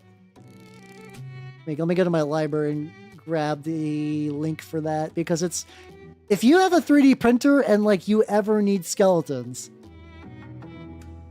It's really hard to beat that. It's kind of just got every skeleton you'll ever need. What the fuck is this? There we go. I also like to disable modular skeleton pack 1, which implies there might be more later. So hell yeah. But yes, if you too would like to get spooky with it, that is an option. The washer dryer. Hey, let's go. Honestly, same. Honestly, same. The new place I'm in, just having a washer and dryer in the apartment. Like I miss a couple little things from the old place, mostly space. But goddamn, the benefits are just so fucking nice. Penders. How you doing, so I don't remember exactly what. A couple streams ago.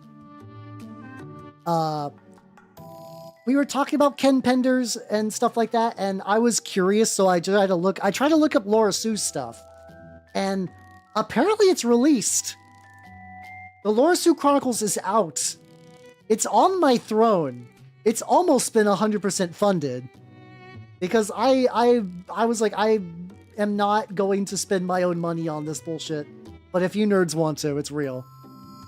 It's real. Yeah, exactly. Like, I have like those like one of those like washable shower curtains, and it's like, oh yeah, I could just like do that whenever I need to spruce that up. Nice. It's so nice. Yeah. I mean, once again, like I know people give him shit, and rightfully so. The guy, yeah, it's like $6 or $7. The guy did make his dream real. As somebody who has not released a book or a movie or a comic or even a game, really. Like, I can't give him too much shit. The guy did it. Like, legitimately, like, I would say against all odds, he did it. Yeah, fuck it, yeah.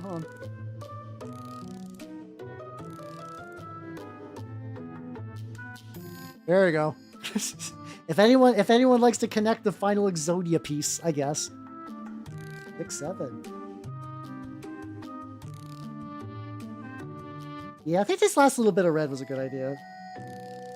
But you can just catch like a couple of like really raised bits. Yeah. Wait, I know about the Archie suit. Did Sony also sue him? Because it's kind of amazing his track record. Like, dude butts heads with like the biggest companies of all time.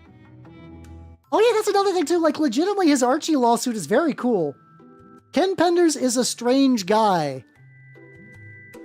But, what is this? Oh, the Finster Bones thing. These are cool. The thing is, like, I basically got everything I need from the current modular set I have, but these are nice. It's not terribly expensive. I'll keep that up for later to do my due skeletal research. Feel like a little bit more on your hand, buddy. Just a smidgen on your weird skeletal mitts.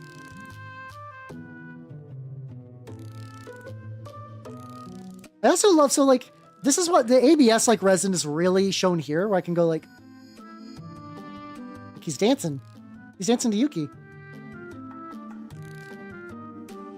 I do like Yuki. Yuki's like a... So it's the line between somebody who sings with a persona and a VTuber is really thin. She mostly does like weird Denpa music, which I enjoy. I like Denpa music. I actually like Denpa music a lot. I think there's like at least maybe like 5 Yuki songs at this point.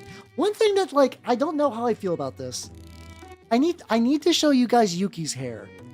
And I need to get your opinion on this because I'm torn because let's see. Oh god, I kind of forget that Yuki,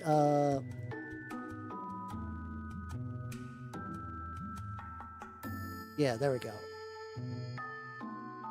Technopop Yuki synthesizer Chan. There we go. Let me find like a good picture of her to show this off. There we go. This is her Spotify. This is her Spotify logo, right? Roseblood Flame cover the song. I have not, no. I got the Takako Takamura one instead. So this is her design. Really, it's a good design. It's pretty nice. It's her hair bits that I'm just like, I go back and forth on whether I like this or not. Like the bit where it's like her hair isn't real. It's attached by little connector bits. I've seen this before. This isn't like a design that's unique to her. Like, I don't even know what you'd call those, like hair ringlets or whatever. Because yeah, technically if she ever took those off, she has like a very cute, like short pixie cut, I guess.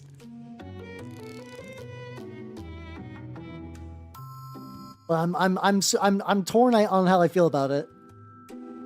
She grab her. Oh yeah, if Sonic goes up and touches her, like her hair just falls off, and then you know he gets two rings. All right. Oh, camera froze too. Let me fix that.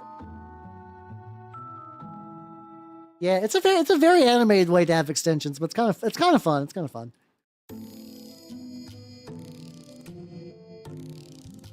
There we go. All right, we back. The boy back. The boy good. All right. Anyway, back to the troops. Including you. You got like 1 million skulls. He's got like so many skulls on. So originally I did a whole unit of like guys with this for my grogs. And it fucking sucks, I'm not gonna lie, because like there's so many. All these backpacks are so detailed, but I was like, one guy can have it. One guy who's the agitator, the boss. He can have a funky big backpack, but using it for every rank and file troop is insane, and I that's the reason I've never finished. I did that project on stream maybe like once and did nothing with it.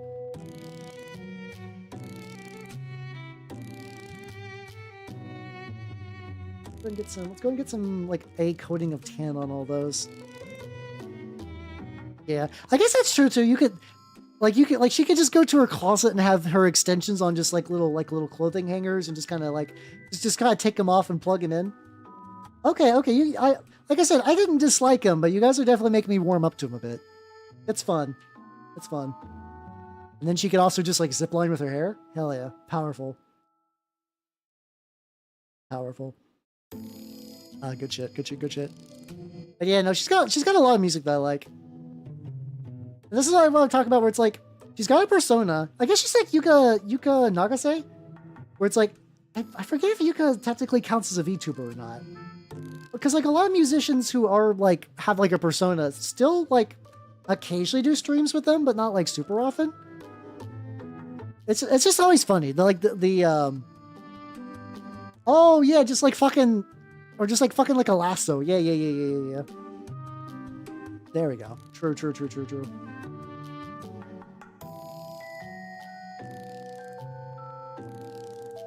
Any little skulls? This is not sticking.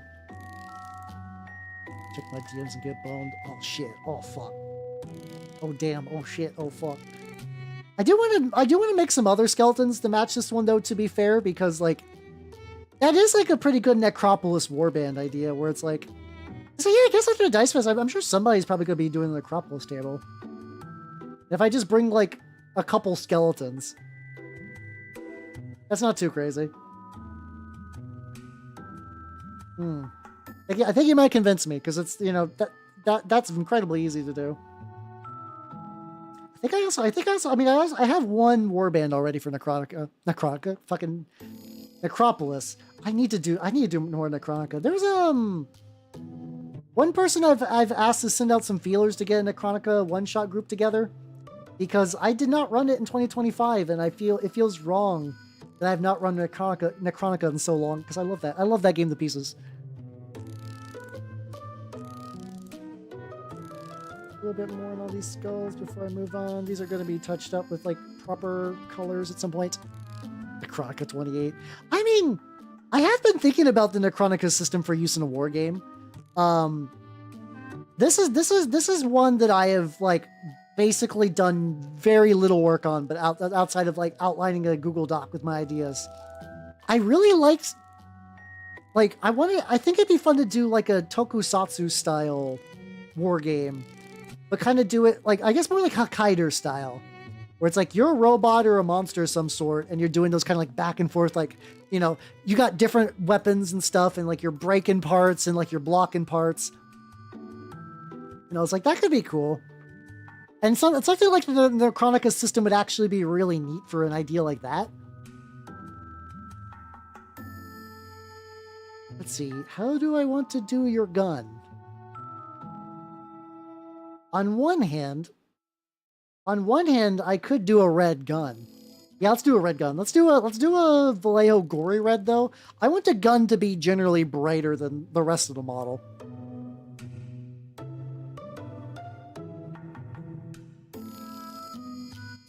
That's spongeable. It's nice and flat. I might actually be able to sponge this shit. Hold on, shut up.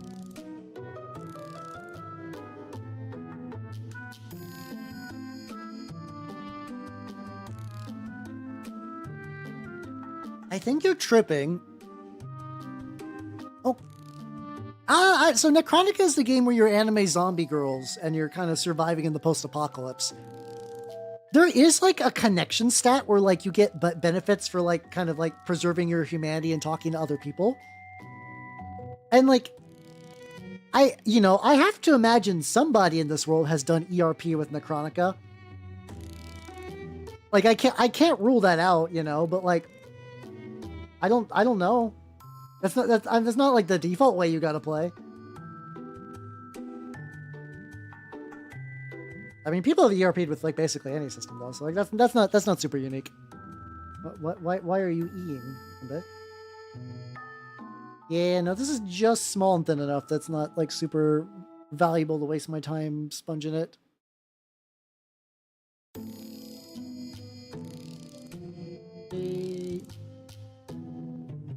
Thank you, Rad Sponsor Collectibles Goods. I'm gonna be honest, I'll never understand the desire just to type letters one at a time in chat. I don't get it. I will never understand that. Maybe that's just me being a boomer. Yeah, I mean, there's like,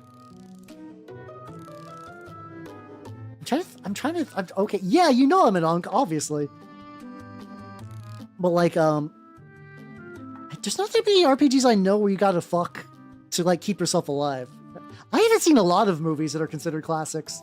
I am, when it comes to like, I've never seen Scarface, I've never seen The Godfather, I've never seen Casablanca, I've never seen Indiana Jones, I've definitely seen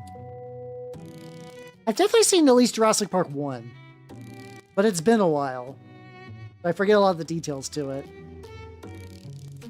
I'm very sporadic on movies. Yeah, I was gonna say Wraithu you definitely have to fuck to survive. Wraithu is like the big one. I'm sure there's like some World of Darkness RPG where the idea isn't you don't need to have sex, but like that is a way you can play it. You know? Dinosaurs, man, big if true.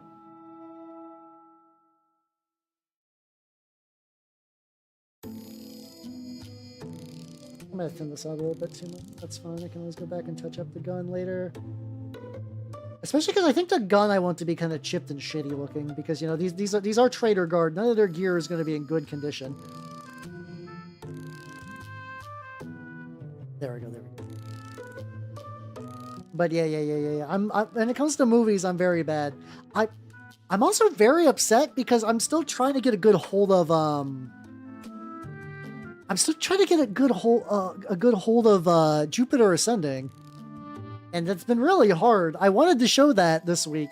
I might have to wait a week to try to gather it a bit more. In that case, Monday's movie night is potentially like, I don't know. I might need another film there in that place. I got some backup ideas. But it sucks because I want to watch that movie because I think it's going to be weird in a very jank way. AKA my favorites for movie nights. I mean, right through they got it, but right through is just Incubi and Incubi featuring Incubi.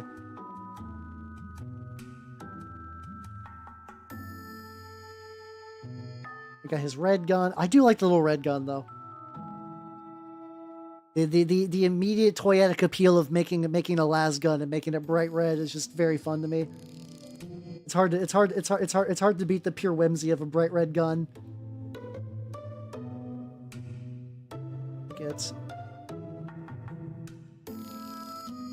There we go. I gotta get their bases and stuff done too. Luckily, I think these guys are in like a pretty decent spot though. Like, I could definitely tell little bits were like that little bit on the leg I'm going to need to go back and touch up and a bunch of other bits, but luckily turnip models are not particularly detailed, and like I added some detail to these guys, but not like a crazy amount. That's true, they are scarier. That's how you doing, son? How you doing? I'm painting my Traitor guard, aka my I'm running Turnip Boys as Traitor guard, but they got like las guns and stuff, so it'll be fine. What I'm also wanting to do too is like after the event, I'm just gonna run them as brutes. It's just like gunpowder brutes, which I think is gonna be fun. I'm doing good. I mentioned that I got to go to a nice used media store and picked up Excel Saga and Tenchi Muyo. Tenchi Muyo is a very fascinating anime to me because like I would watch. It's like I was able to catch Adult Swim reasonably consistently later in my life. But prior to that, I would just see little bits of just fucking, I get Toonami block stuff, and those were the ones that I would always miss out on. I could never really catch like a lot of prime Toonami time. So like I caught a couple of episodes of Tenchi back in the day, and like I remember like the rabbit turning into a ship, and I remember like Ryoko and stuff like that. In like a very vague primordial sense. So I'm excited. I mean, I've been meaning to watch it forever, but the fact that it's like it's on a DVD set. Yeah, I know a lot of people that like people who are not whores and have multiple waifus. A lot of them have been repping Ryoko or Washu for like a million years, and that's how I know their love is real. Yeah, and then so yeah, it's also I remember the police lady being pretty cute too. I do remember her being pretty cute. Yeah, Turnip is a great setting if you like art like helmets with beaks. It is just helmets with beaks all day, every day. It is one of the best settings for that, for sure. Ryoki is that considered the worst one? Because that's the one I got. That's the one I got at the shop. It was, and a brief Google made it sound like that was the first anyway. I know Tenchi's one is like really weird and long and storied series where there's like a bunch of reboots and spin-offs and alternate dimensions, and I know there's like a fantasy one where it's not even Tenchi, it's like Tenchi's cousin, and there's a dark elf that everybody on TG wanted to fuck back in the day. I do remember her. But I don't really remember much about that one other. I think it's like War of Geminar or something like that? Genimar? Something like that. But yeah, it's like, I need to finish Simone first. And I don't know if I'll do Excel Saga next because I was watching Excel Saga with some friends. And then it stopped. And then I never got to finish the series. And some of these tropes are weird. I might like it though. I'm very kind to tropes. I don't mind them. I don't mind the goofy formulaic horseshit. I like transformation sequences. I don't mind like, you know, walking on someone and getting slapped. Not happened to me, but for like in a show or whatever. I don't mind. I don't know. I just kind of take that as just like part of the medium sometimes. It's like, yeah, no, there's like, fuck, it froze. How you doing, Utah? How you doing?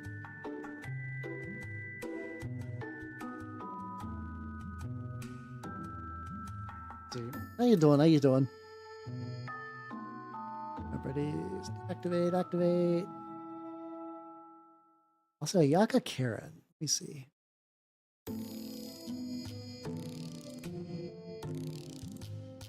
Yaka. Oh yeah, to be fair, like big asses didn't really hit anime until pretty recently. Like that does not surprise me at all. Like it's like I wonder if like somebody did like a chart where they just tracked like the average ass size over the years, because it's definitely gotten bigger. It's definitely gotten bigger. I was like, oh that. Oh no, that's fair. That's fair. Also, a later burrito. Later. There we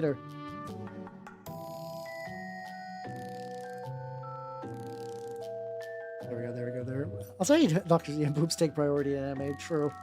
We've been getting good butts lately. I don't really watch anime as much as I used to anymore, but I know there's definitely more butts.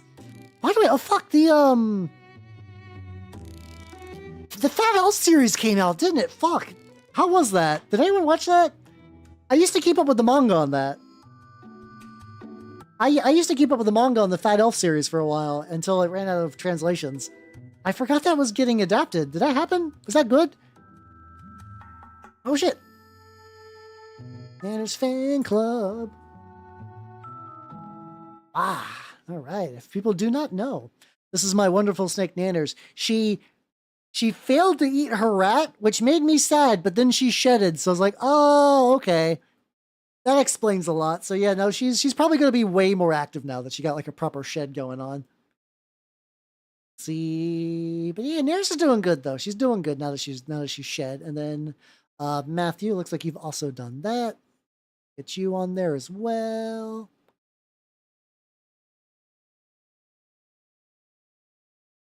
Right.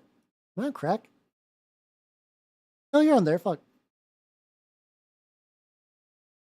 There we go. There we go.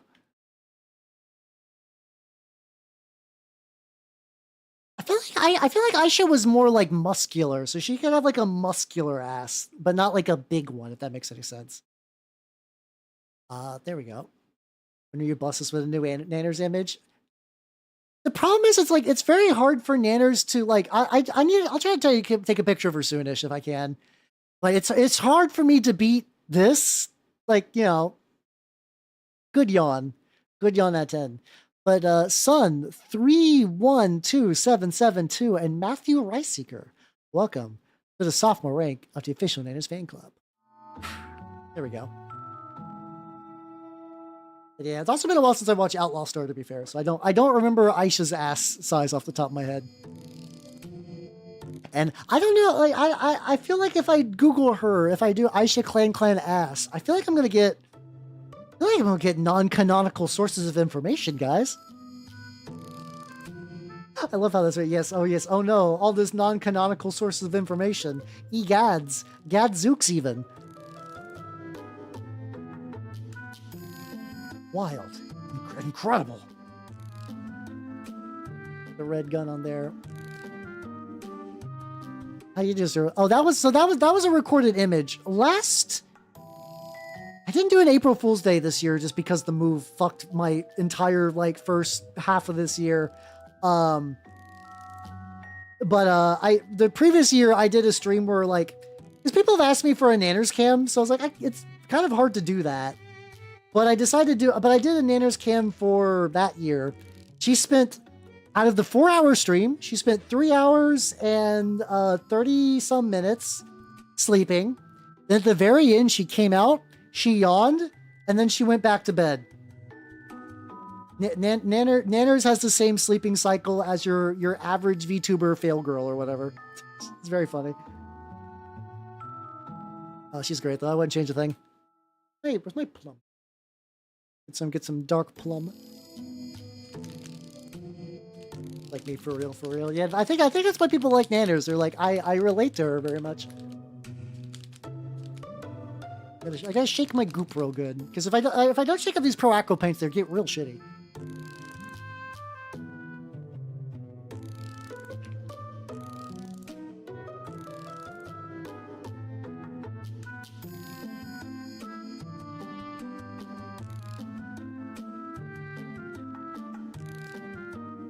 Yeah, I mean, I can't say like never that I'll never ever bring it back. It just introduces a whole other level of like doxing potential and stuff. I have to be very careful for when I do that. So that's why I've mostly kept it to like special occasions so far.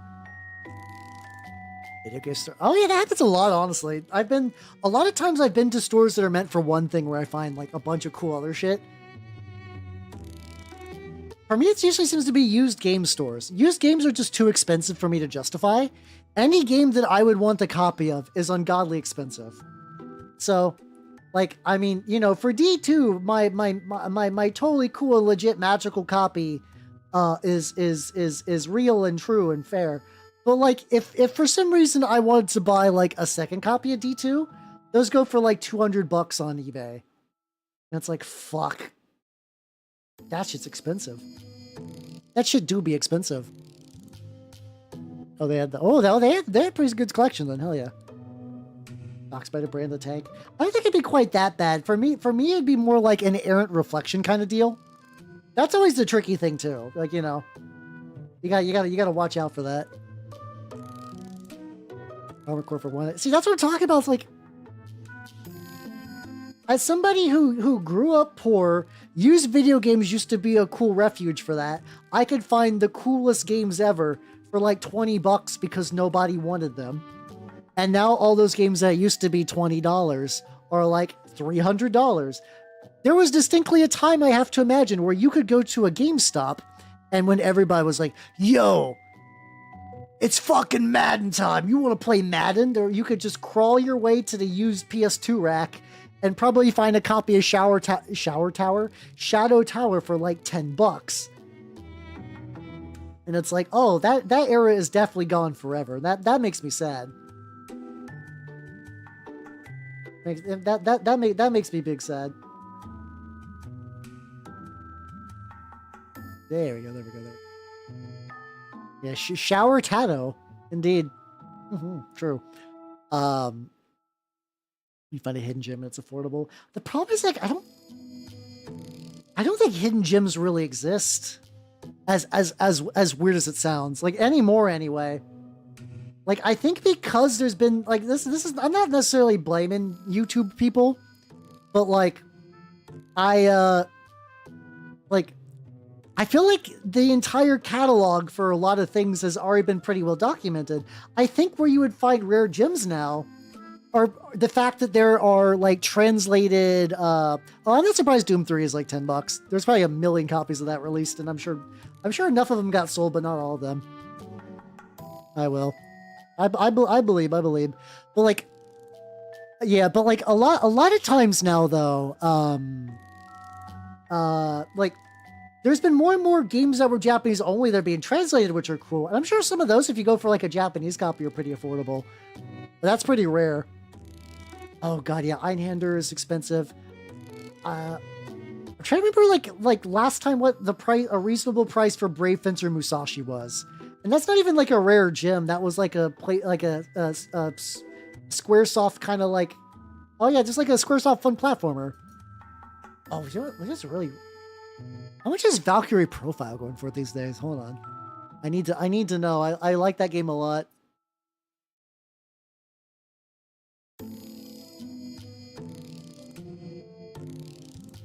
$202, 370.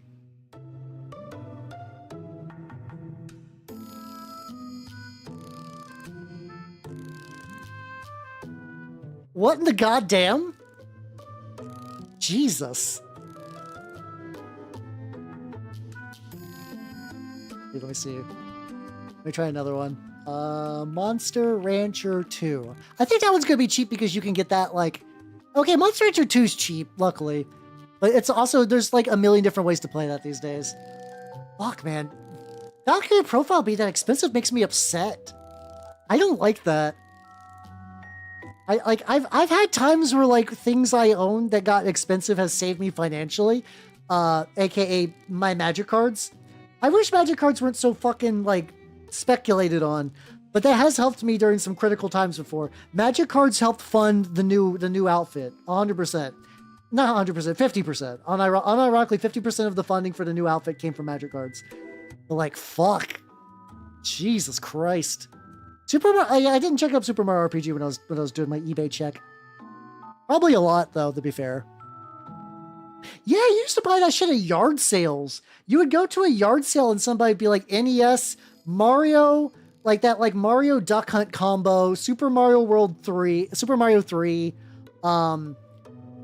maybe like another, like maybe like Excite Bike or something like that. And like you could get that because everyone was like, why would you want this? Why would you want this? You could play new game instead of old game. But now old game speculator market, so old game expensive now. And fuck me, I guess. Yeah, no, that's what I'm talking about. Like it's the gems are expensive, and then the well-known games even are pretty expensive. It's super hard. You can't really find like, I'm sure maybe there's like a couple that are still like cheap in a way that's like affordable to your average person, but man, fuck. Not a lot of them. Expensive shit.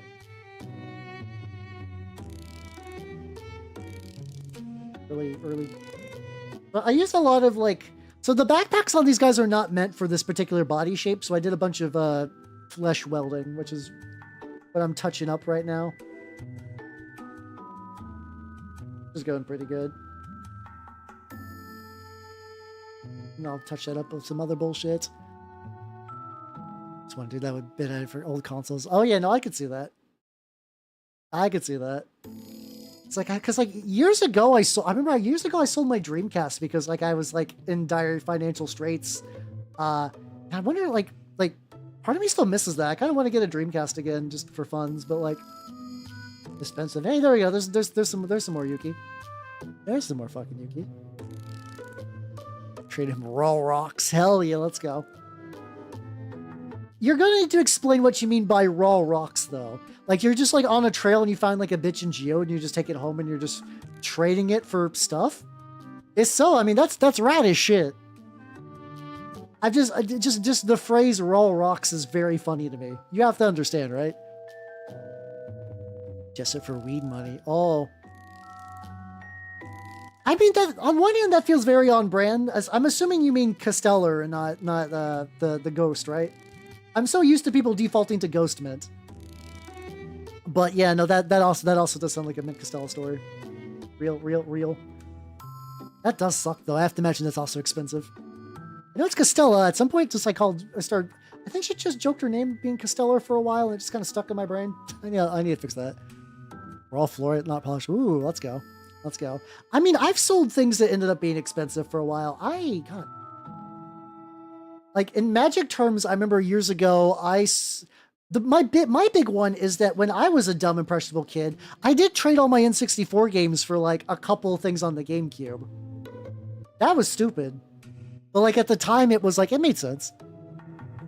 Yeah, it's exactly. We're talking about like early about me saying like infecting people with like big if true.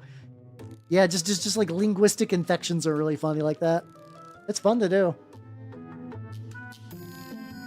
Let's see. Oh shit, we got Adric. So I need to be careful when that's gonna pop up. This weird flesh claw thing.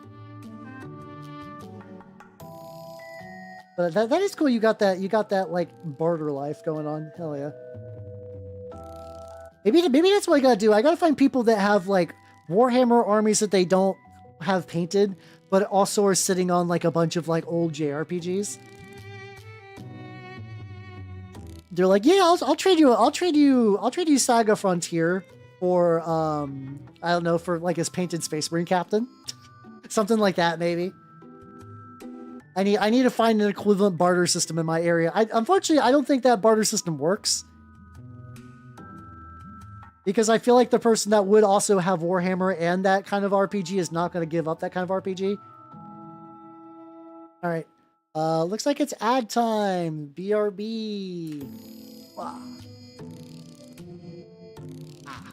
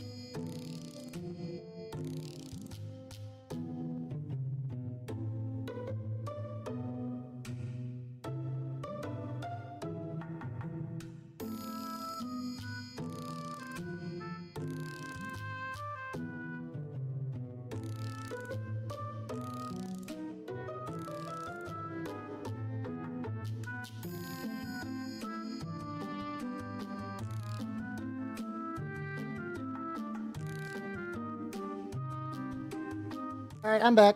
I'm just changing gloves. I took off my glove for a little bit, and it is. I could not put it back on, so I'm just getting a freshie.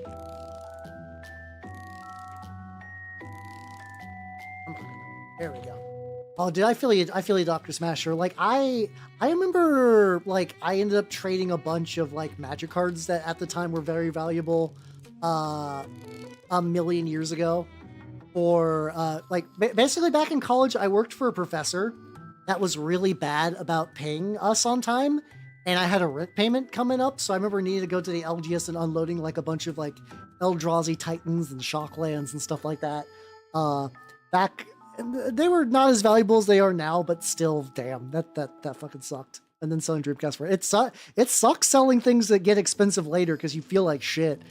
Even if you didn't have a choice. How you doing, Mix? How you doing? Yeah, I saw Hokkaider a while ago, and I left him on there because I quite like the lad. I like the lad quite a bit. I have been building images to... I want to go back and do one of those, like, just put a bunch of weird bullshit together. And I've actually been building images for that, like, from my folder. And oh, I found the image I was talking about. This one. This like Nozomi super fan. And I really want to one of these days make a Space Marine that's doing this, but with purity seals. I want to make a Space Marine with the same setup. Because like this guy is the most powerful Nozomi fan. I think now I can actually find the parts for it. I need to get just like I need like a couple of flags. I can 3D print purity seals now. Back when I first had this idea, that wasn't a thing you could do. So it's significantly more doable though. Magic prices can't beat inflation. They really can't. No, magic's do be expensive. I'm realizing I want to get the before the end of the year. It's technically feasible. It might be feasible for me to do that. A lot of my projects are going to be really, like I said, very dependent on the fucking Under the Dice Fest stuff. Also, I decided that the little sash, I think I'm going to paint red, so I'm going to go back and get the sash for everyone. You see that I basically traded peanuts for something new. Oh. What is an Epiphone Casino? Oh, it's a guitar. Yeah, I mean, that's just kind of how it is, too, where it's like a lot of things are like, you know... Because, like, there's a period after something being, like, old, where you're just kind of like, oh, yeah, no, that's just, like, old. It's just, it's you know, it's like holding on to it as technical. This is also, like, my reoccurring issue with, like, where it's like, I'm fascinated by Marine Kondo, because sometimes, like, holding on to dumb bullshit, it does get expensive. It does retain value, and not even for like selling reasons, just like, oh, if I was to get rid of this but like want to get it again later, that's just not fucking happening anymore. It's so strange. Well, that is unfortunate though. I feel like everybody's done that at least once though. Like made a trade or sold something that at the time was good, and then later you're just like, oh, that my shit's all fucked up. It sucks. I guess that's just part of the living experience of being a person on this planet, but man, never gets better, yo. These, getting all these sashes, same color as like the little scarf bits. Little areas behind it I need to touch up a bunch. Oh, this one, hold on. I think I need a jingle keys on this one because it is like. Could I have done these multi-part? Yes, but this is another one of those where it's like I kind of wanted to do the sprue goo welding, so I need everything to be together, which means some of the bits are just going to be very hard for me to reach naturally. So, sorry, keys are coming out just a little bit, nothing too crazy. Linear time do be like that. I guess that's true. Maybe that's true of all things. I do wonder if like some things where it's like, you know, we're also in a weird era where like certain like. This is not an observation that I thought uniquely, but like a lot of people are like, oh yeah, for years we've seen tropes and stuff where it's like, oh, this ancient civilization had a bunch of like crazy super tech or like lost art or whatever, and we'd be like, that's just like dumb. That's like just dumb JRPG logic. But then it's like you compare like a modern AAA video game to like what that same company was doing maybe like 20 years ago. Like compare like an old BioWare game to a new BioWare game, and I know some of that's just because like people cycle out and like, well, it's like it's kind of nuts. All right, no more keys now. I got what I need to get. Now I want to get the little fuzzy bits on the back, the tendril growths, which I think we're gonna use a light gray on that one actually. Where's my light gray? There we go, regular light gray. How you doing, K-Mappy? How you doing? Oh shit, yeah, I think recently I had to do some updates to OBS that maybe that broke some of the commands. Don't worry, I got you covered. Glasses and hey, there we go. I need to get that going. Yeah, I mean that's a good mindset. I definitely lean more towards hoarder. It's just this is kind of how I am. I think I need to get like another gem here.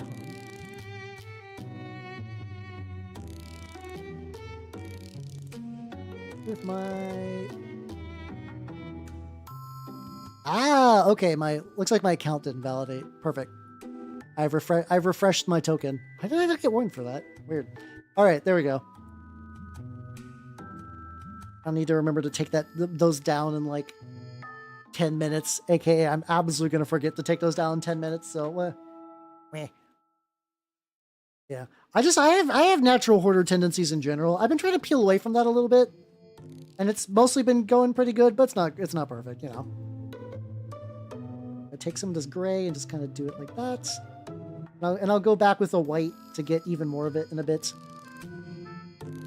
Yeah, see, stuff is nice. I like stuff. Maybe that's also like another thing I mentioned where it's just like my memory's real bad, but stuff is eternal. So it's like I can remember stuff by the stuff I got and grab onto it. So like that little bit is kind of nice. This tile I'm taking for doing the tufts, because like usually I kind of wait and do those last, but I've been enjoying painting them because I did that with the Gene Sealer turnip guys, and it turned out pretty good. Oh shit, hold on. Whole bunch of neck meat that I forgot. I think a lot of these guys got neck meat that I forgot. Shit. That's okay. I can add neck meat later. Luckily, hey, let's go. That's what I've been like. I have been gathering a pile of minis for like whenever my local scene does another mini swap. I might just actually just need to ask in the Discord, be like, yo, you guys want to do a mini swap again? Because that was generally very fun. I got rid of a bunch of stuff, and I got some more stuff in return. So like it was neat that way. That could be nice. Because I got stuff like high elves that at the time seemed like a good idea, but I don't think I'm ever going to do a high elf army. Like realistically, in like the next 3 years, I don't really see I mean, maybe never say never, but I cannot think of a reason why it's like, oh yes, a high elf army is a thing I want. Now, like a high elf Mordheim team, honestly, even no. The problem is that like high elf Mordheim teams are kind of like the sweaty ones, because like Skaven are like, in my experience from what I understand, Skaven are like the 3.5 druid that, you know, you transform into a bear and then you summon a bears and you have a pet bear. Like all that feels pretty natural. Skaven, you're like, oh, I got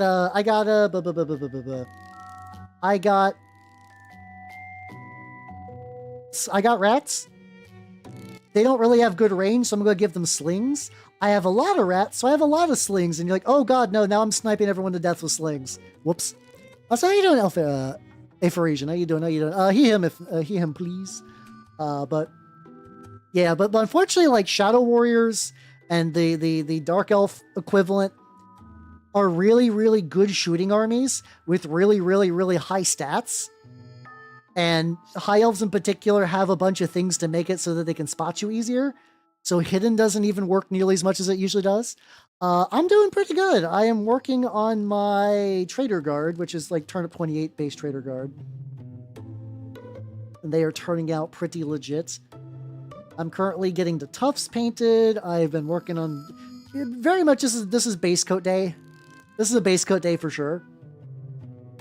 I'm doing a little bit of like a gray over brush coat for all the little tendril bits, and I'm gonna go back with a white later and just do like a little bit of a touch up on that. It'll suck, at least they might do. I mean, they seem really fun from what I saw, which is funny because I was like, what do I have in my collection? Oh, I have Shadow Warriors. What if I turn my Shadow Warriors into a Mordheim warband? Ooh, I have all the stuff for this. And it's like, oh yeah, if you do this, you're an asshole and a dick, and we're gonna beat you to death with sticks. I'm like, oh, okay. What if I did like Dark Elves instead? I got some Legion of Everblight guys that maybe I could use for, if you do this, you're a dick and you're an asshole, and we're gonna beat you to death with slightly less heavy sticks, but still sticks. I'm like, oh, okay. Okay then. I guess I won't elf it in Mordheim then. I think there's like a wood elf variant that you can run that's less oppressive, but it's like, man, you can do a lot of cool stuff in Mordheim, but like, God forbid a motherfucker wants elves, you know? Gonna beat you with hammers. Okay, I guess that's quicker than sticks. I guess that is quicker than the sticks. But yeah, no, now I got like, I mean, I still gotta finish my rats in time for Under the Dice Fest as well. They're also on the list of things.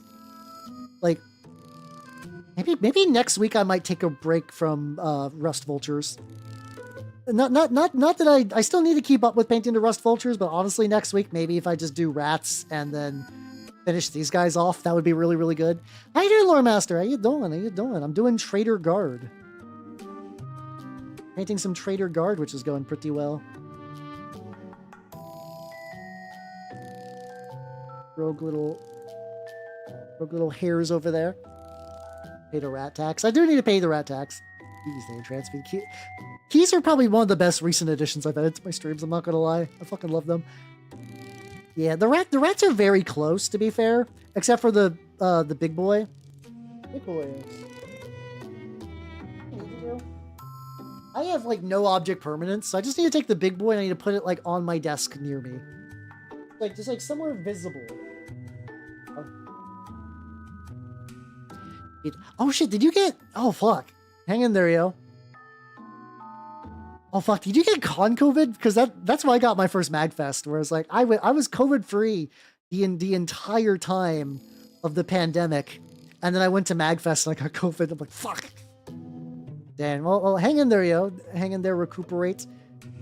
Take it easy. Take it easy for sure. Oh, got that looking good. Yeah, I was gonna say, yeah. I mean, technically is con crud, but yeah, it's definitely COVID's a way more advanced con crud for sure. You need some neck goop. This one do.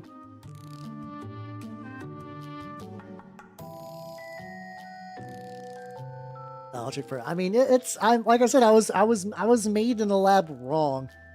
I was assembled incorrectly. That brush immediately split up. Like, ugh. I need to get some more brushes. I've been saying for like a million years.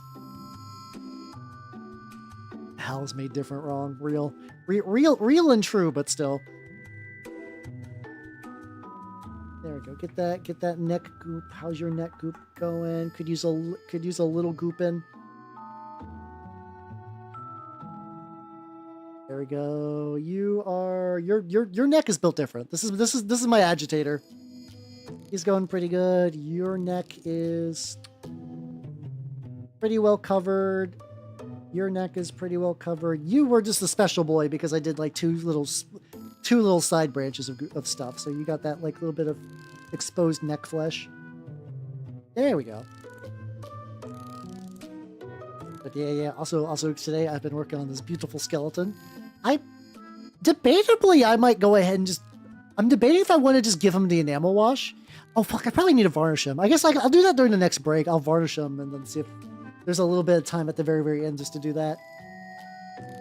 I guess I do gotta paint the hands too. I think if I do 1 drop of the dark plum.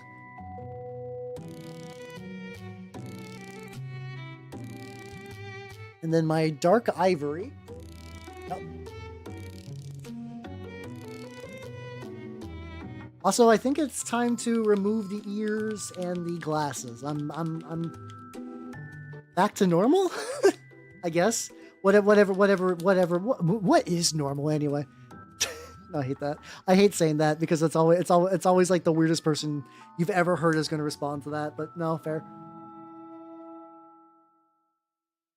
What the fuck? Why is it not working? I think there's like a thing on Twitch I gotta resync too. Okay, well I'll do that manually then, it's fine.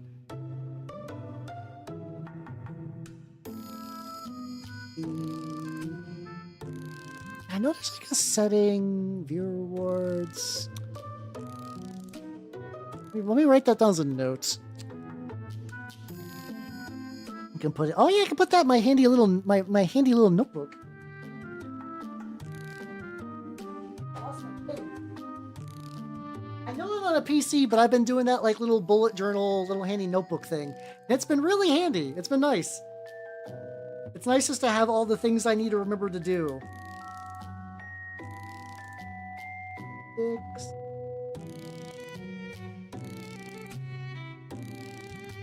One neck.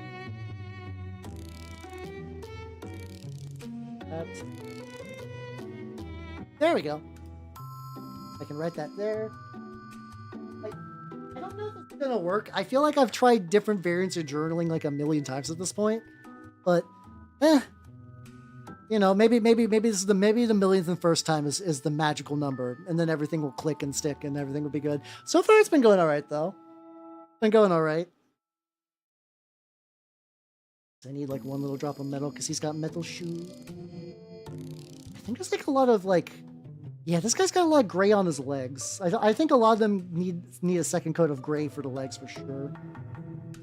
First, I'm gonna get your little metal booty bits, my dude. But yeah, I'm trying this bullet journal system out.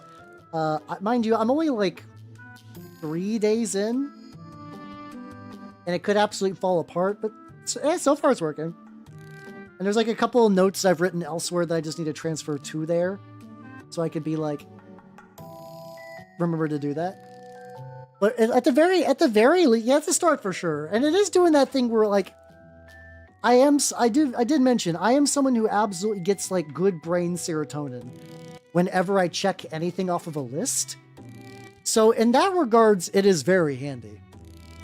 Because, you know, the bullet journal, you just kind of do it as, apparently, like, it's so weird because, like, at a base level, it is just making a little journal, and you just kind of, like, you sort of build out, like, this is my table of contents, this is, like, my calendar for the next couple of months, and these are things I would like to accomplish on this month.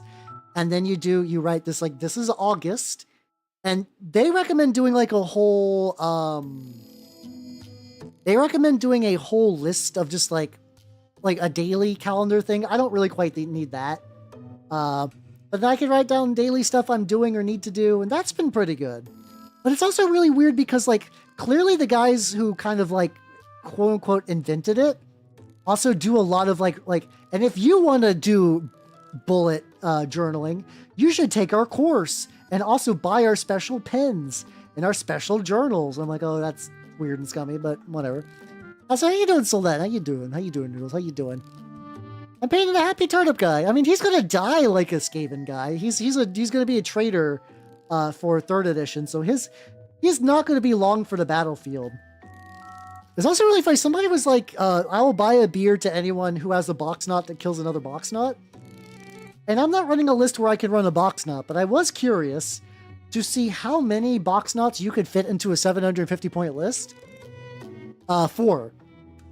You run Iron Warriors, you can bring 4 box knots, 2 groups of 5 regular Space Marines with no upgrades, and then you can take your HQ and Terminator armor while giving him a servo arm and a power fist.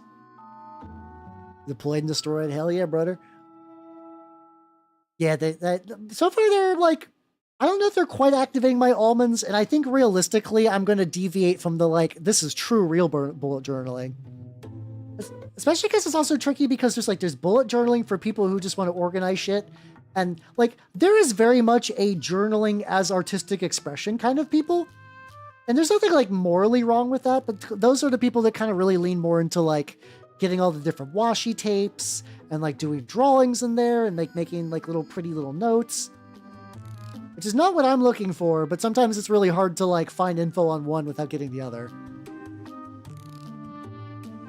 Yeah, that is nice. It is nice. I think it's, like, one of the reasons, like, in theory, that's like, oh, yeah, no, you can take... I mean, you can also take a Google Sheet. Hey, Al, nice voice. Big if true. No, that's just a callback to earlier, don't worry. It's like, you could take a Google Sheet and organize it a specific way. And make it unique. And you can, and people do, and I've done that before. I don't know. So far, this is nice. I think there's also, like, a weird level of accountability. It's like, all right, I bought this stupid fucking Japanese journal. I gotta put shit in it, or else I wasted my money. I did get a nice pen, though. So, like... Okay, this is gonna sound funny. I have never had, like, a nice pen, and this pen is still, like, maybe, like, a $10 pen that I've been using. Which, I know pens can get really crazy, especially once you get into, like, proper, like, oh, this is, like, basically, like, a fancy quill. Like, you need, like, little ink wells and stuff like that. Like, for what I got right now, it's like, oh, this is the nicest pen I've ever used, and it feels really good to use, which is nice. See, I like the funky little grids because I like being able to do whatever I like, but that's also fair. That's also fair.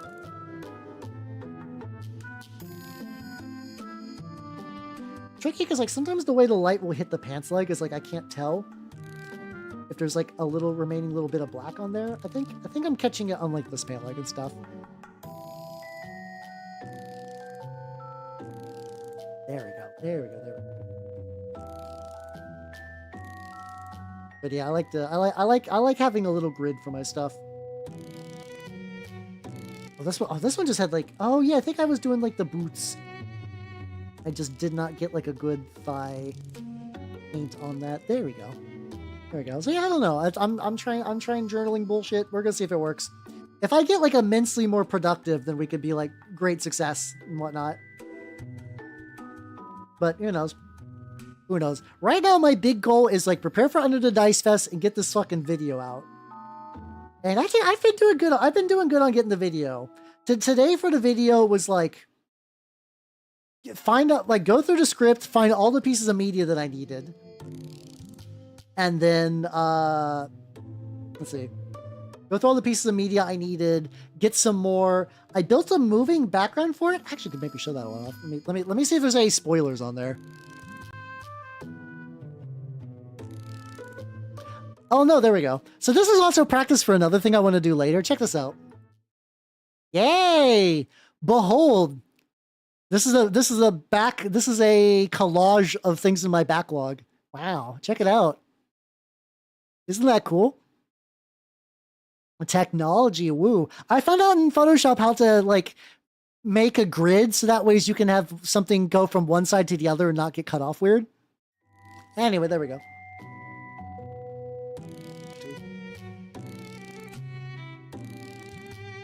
Because I want to use that. I want to use that for my backgrounds for the new model. Because it's not all my backlog, but everything in there is in my backlog, if that makes any sense. Like, yeah, I got like little one-off models I picked up and everything.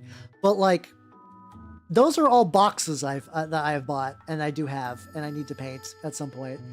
They're not exactly high on my list. Maybe Fulgrim. I think I do need to get around the Fulgrim one of these days. But everything on there is real and true to my backlog. Yippee, let's go. Little underleg bit. So yeah, that itself, for something that is like kind of a... So it's really funny about making videos is like, sometimes the amount of time you put towards like if you ever see like a little one-off joke in a YouTube video where they use like a goofy little clip, it's like, oh, that's like maybe like 1 second of a video. But the amount of time to like get that and to like source it and to angle it right and everything takes a surprisingly large amount of time. It's just one of those things you don't really think about, you know? Oh shit, turn on your light now. Turn on. Oh, my backlog is larger. You guys know this objectively. Like these guys are part of my backlog, but they were forged from my printer as per yesterday. So that kind of thing existed. And I got some also other miscellaneous guys, my Plague Marines, which I was doing earlier that are not done yet. Like my backlog is pretty substantial, unfortunately. I've been trying to be more mindful of it as of late. But even then, once again, it's not perfect. I'm trying to dial back on the bullshit. Even though for me, I'm also in a weird spot as like guy who paints minis. Or not for a living, no, that's wrong. But like for a stream thing, because my dumb bullshit. My dumb bullshit is a thing. It is an asset that I can use. I can go into the backlog and be like, oh, here's a cool thing that I'm going to be doing today. And everyone claps hands and they're like, yay, elf paint. But yeah, and it's also possible I could start knocking through some of those. Like, the Battletech one probably wouldn't be too bad because I don't have to, paint. I mean, I don't have to build the mechs. They're ready to go. Also, once again, I mentioned that I hate that material so much. I hate the Battletech material. It feels so shit to work with. It's so rough to work with. I gotta figure what I want the straps to be made of. I guess leather. I also like the Agitator's the only one who's like actually wearing like a guard uniform. I do want to do some terrain too. Like besides the terrain that I made on stream, I got some of the Beastarm has been releasing these big corpse piles I need to work on because I think those would be really cool for filming.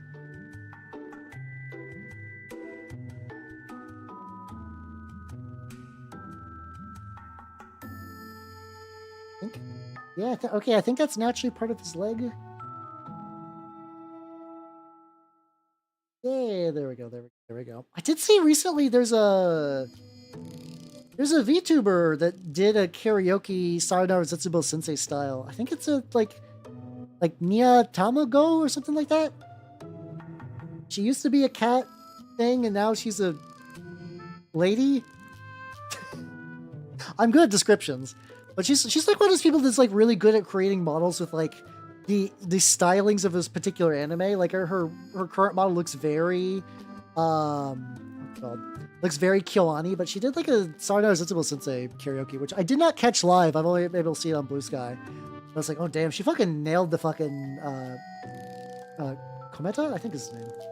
Really bad at remembering shit. Oh shit, no, speaking about like enjoying styles and stuff like that, it's been so long since I've read Dalman Seiman.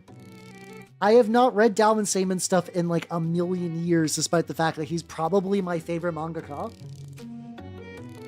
And I started reading Melancholia, which is like, at this point, really like reasonably old thing of his.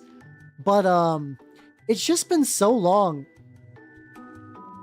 It's been so long since I've actually started reading his stuff that it's like, oh shit, this is like new to me. And it's so good. It's so good. Dalman Seiman's so good. Did I take a screenshot of when I was reading it? Maybe I didn't though. Oh no, I did. It's like I love how he does stories. He does all these like little like, I mean, outside of Voynich Hotel, which I think is his most famous work, he likes to do a lot of these like little one-off short stories and then just kind of have them connect with each other, like reuse characters and stuff. And they're all really concise, and no one really writes a story like he does. I'm trying, like there's a. I don't know if I'm gonna go for like the one example that was last I was reading on there, because it's a lot of the stuff is also really dark, but like in a way that it feels right when he does it. Like it doesn't feel like he's being edgy for the sake of being edgy. Like the last thing I was reading, like the opening little thing for Melancholia is about this hitman who is taking a bunch of these like, I guess like high school. He's taking a bunch of these high school prostitutes and he's taking them to the Mario pit. He's taking them to the Mario pit, which is called the Mario pit because it's a pit that's so deep that whenever you get thrown down that you die and no one will ever find your body again. And the whole time they're like begging and pleading to try to get him to stop, and like he throws two of them in, and like they're like the two are like begging him, like I don't know why you're doing this, but it's fine. I'll do sex stuff. And he's like, I'm assassin. Listen, I'm an assassin. I care about my ranking on things. And then the third one's like, hey, before you kill me, I was the one who tipped you off. My mother is a horrible bitch who kind of like sold me into prostitution. I have been saving my money, and my younger sister is getting just the age where she might be a target of my mom. I need you to kill my mom. Here's the money. And the hitman's just like legitimately shocked, and then she just jumps backwards into the Mario pit. And it's like, damn. and it's like a really dark moment, but also the Mario pit, and like the style's really good. I've never really found anyone who quite writes like him. I don't think I've actually I haven't read the Dungeon That Kills People either. I need to do that.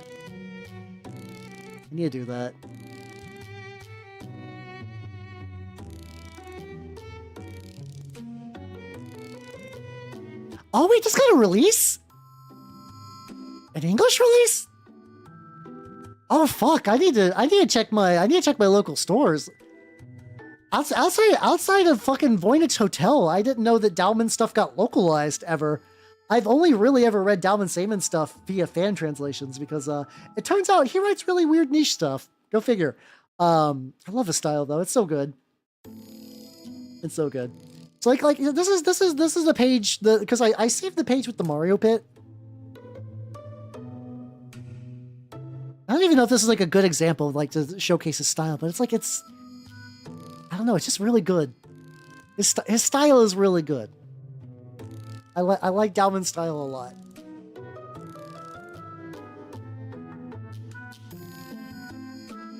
Get killed by a jet engine car as a dungeon boy.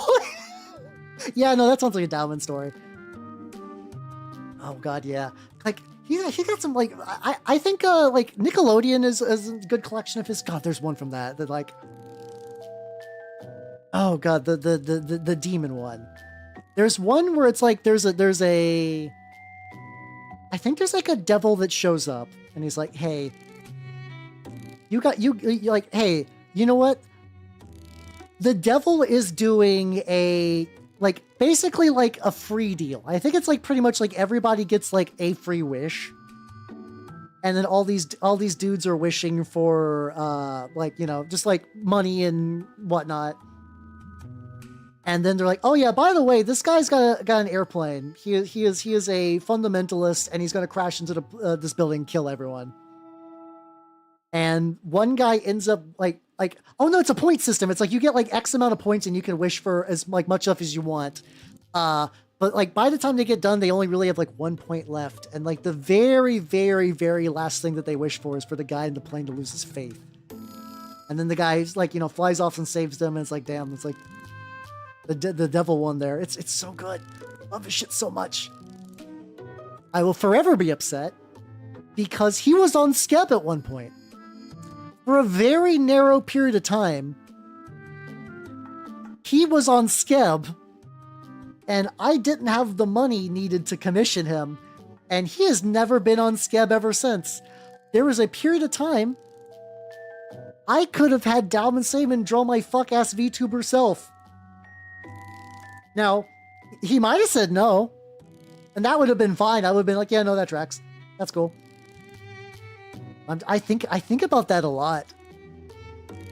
That's just all. Yeah, that does sound like a Dalman thing. It's so good. Everybody, I probably have not been giving the best like sales pitch for Dalman Saman. Like, genuinely, all of his works are really, really, really good. See, I don't know. Let's see. Maybe if I jingle the keys, like, hey, I know some of you guys like gay people. There's some stuff in this. Dalman's got some gay people in this stuff.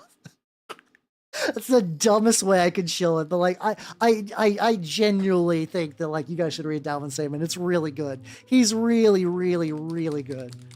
I do need to read that the Dungeon That Kills. I need to see if it's in stock though.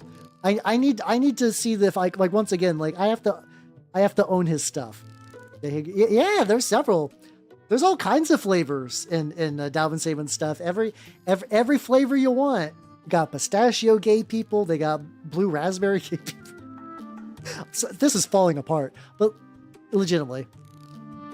Yeah, see, there we go. I knew that would work. I knew that would work. Read Dalman Saman now. It's his stuff is so good. Stuff. So now that I got the pants legs, I need to add another layer to the zone. So I did like a dark mix earlier, and I don't think that was like necessarily the best idea. I'll try doing it this way. Less pistachio flavored. See, I think if you were to assign me an ice cream flavor of like me, I think it has to be Choco Mint. No. I how to spell pistachio? I could not fucking tell you. But no, I think I have to be Choco Mint. I got my color scheme is very green and brown. I think by law I have to be Choco Mint. Yeah, I think it's real and true. How you doing, Uggy? How you doing?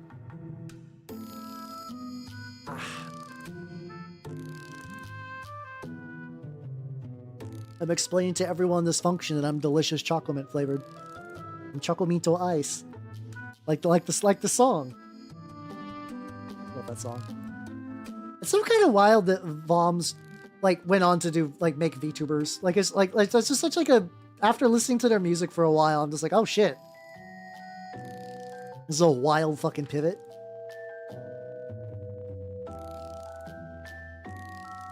I think what I'm probably going to end up doing is highlight this, and then probably after the enamel wash, go back and re-highlight again to really get the shade I want. No. Dye blue raspberry.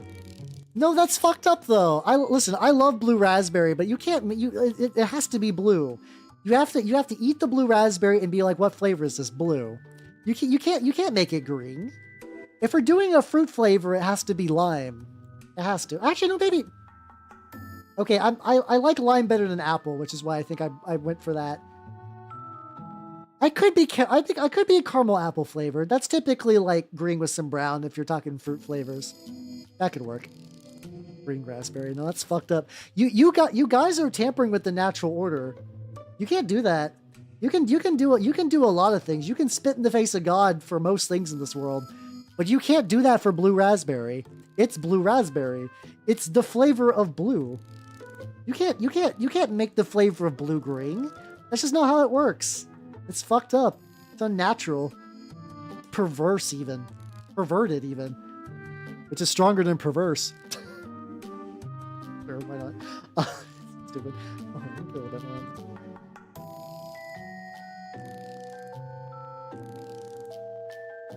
Lime sherbet or something. My hell yeah, get a. Maybe if I ever get a Gamer Subs flavor, I'll get Green Princess. There we go. Maybe that'll be my flavor. Yeah, I know, right? Local abomination is like, how dare you tamper with the natural order? No, it's because I know firsthand. It's because you get me out of it. You get me if you tamper with the flavor of all things. You don't want that. You don't want two Hals. My God. Two Hals? Now neither one of us will be virgins. Anytime I see two of a thing, I immediately, like, Manchurian Candidate, go to that comic. It's fucked up. I have to explain that to people that are, like, normal in my life because I sound insane. If I ever go, now neither of us will be virgins after somebody says two of something, like, they look at me like I'm fucking crazy. And they're right, but, like, I need to justify myself anyway.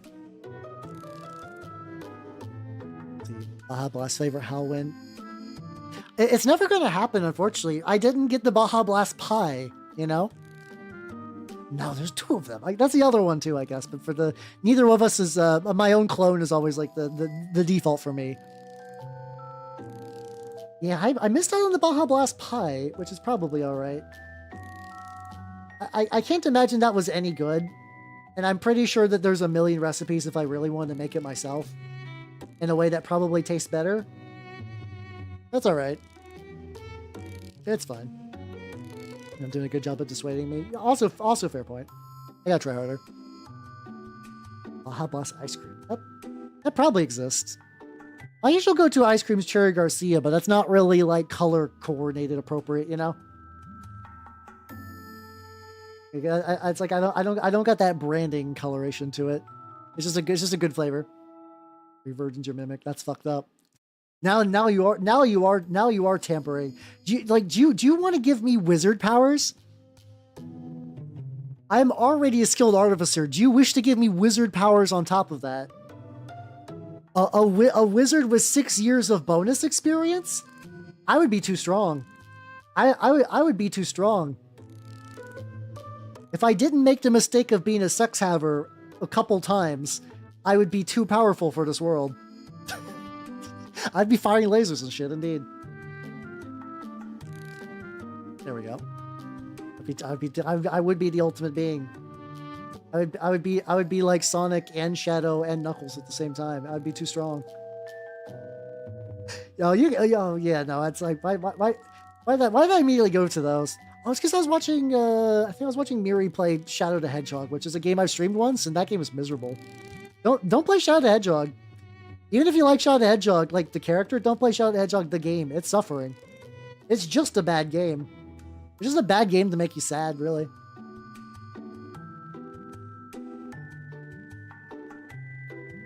This little outfits. Oh fuck! I didn't get his little sword too. Destroys a second tower shot. Oh no. Yeah, but the guns suck. God, the guns suck.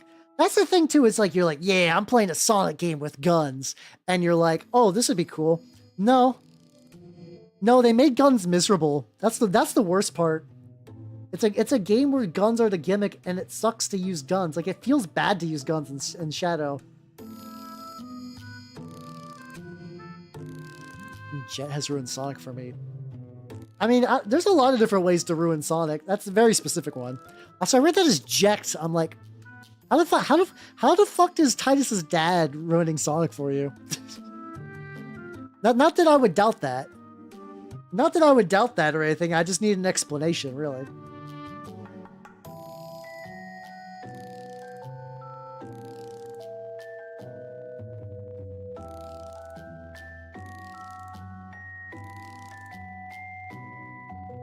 There we go.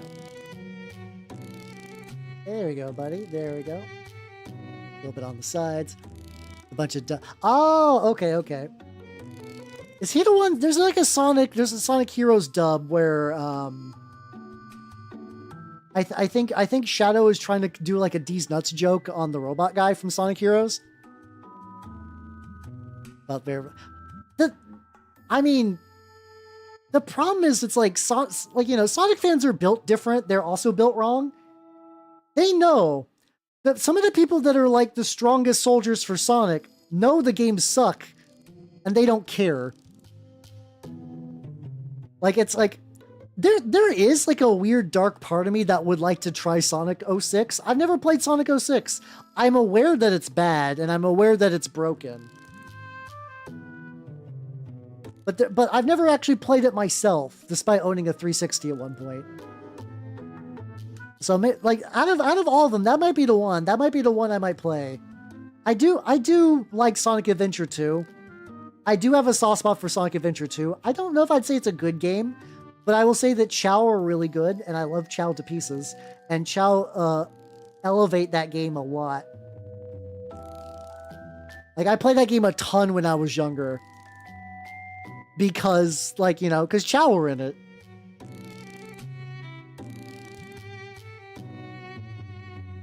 I should just... because, like, touch it up a little bit, but, like, it's already pretty streaky on there, so just get some red on here now would be good. Yeah, I played, like, a couple of the Genesis ones. I played Sonic Adventure 2. I played the Game Boy Advance Sonics, which are 5 out of 10. Like, the Game Boy Advance ones are just, like, classic Sonic. So it's like, yeah, it's hard to fuck that up. Or some other ones. But yeah, I played Shadow the Hedgehog, which is awful. Like, it's miserable to play. I've not played 06. I've not played Forces, even though... Forces is the one where you get to build your OC Do Not Steal. I have to imagine that was, like, a weird double-edged sword for the Sonic fan base, where you're like, on one hand... I can make Boner the Fox and just, like, live out my best life, but then also the rest of the game around it's probably pretty not great either. This guy still has some, like... I wonder if I'm, like, rubbing some of the paint off on the pants. Like, I could do a thing where I could glue them to a base and then just add, like, dirt around the base.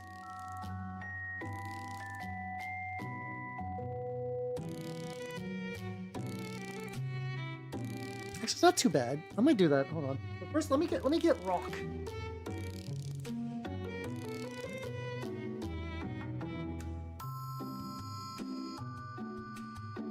Okay. Ah.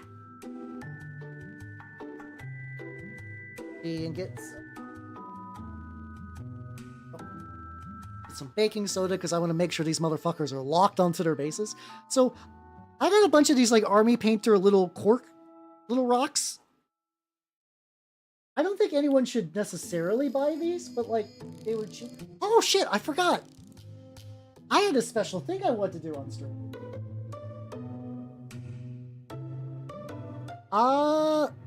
Let me glue them all to the bases, and I might do that. So, in addition, are you guys familiar with an RPG called Over the Edge? It's an old Jonathan Tweed RPG from like a million years ago about like a really weird like kind of like crazy Gonzo land.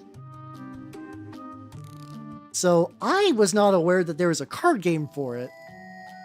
And the media store I went to where I picked up the anime had some unsealed booster packs of those. And I picked up one. I was like, oh, you know what? That'd be fun. That would be fun to do on stream. God, you fucking nerds. Steve over here with real answer, and then the other ones were like, huh? Owner?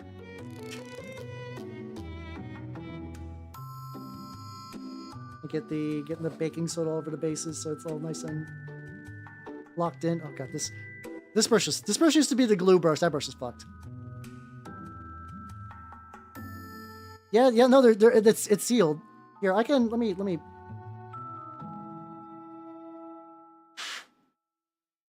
There we go. But yeah, check it out. So yeah. I'll open that on stream once I get all these guys glued to their bases. Called Heresy. I have not, no. Like, esoteric TCGs are... I'm only, like, knowledgeable on, like, a couple of them. I know apparently locally someone wants to start playing Hecatomb, which is insane. Because, like, I might take them up on that offer, because apparently you can get, like, whole booster boxes of Hecatomb for, like, $20. Hecatomb's an interesting TCG because it's hexagonal. They're like clear plastic hexagons, and they're all like kind of like HP Lovecraft sort of themed. And like the reason that they're hexagons is because some of the edges of the hexagons are clear plastic, and you like overlay stuff in a weird way.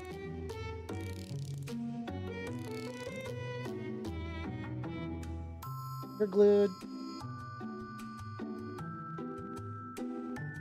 So this glue container is fucked. Oh my god. Like I've had to clip it like 1,000,000 times so that way it actually like work.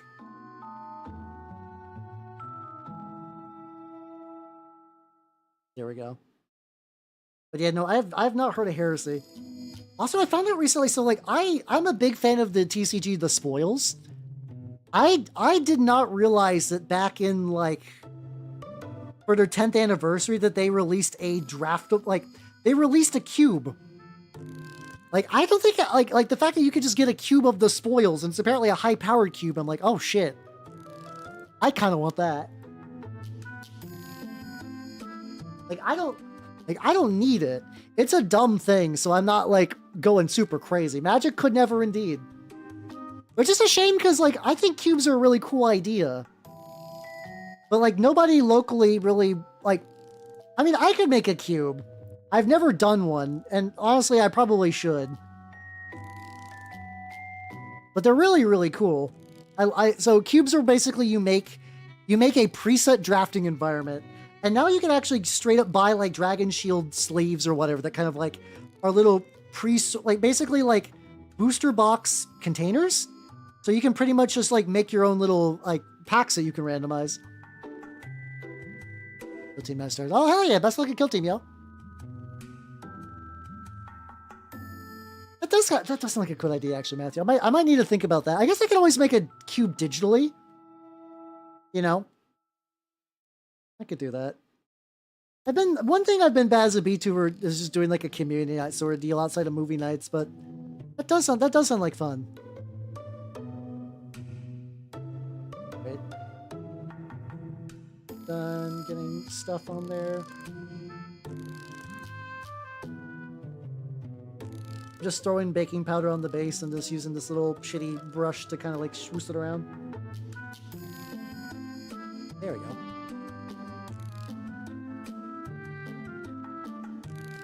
Go, 2 more to go.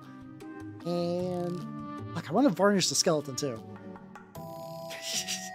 Oh god. I wonder if, because like I know that there's enough broken bullshit now that you can do like there's oops all spells, which is a way that you can run like Charbelcher or basically like dredge combos without any lands. I mean, you technically run dual face lands if you need to, but like even then that's not even super necessary. Gobble Lad is done. Hell yeah, let's go.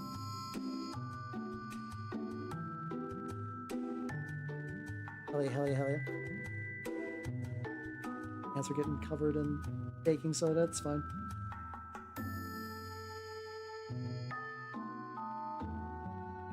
All right, last one. Just gotta get the agitator on the base.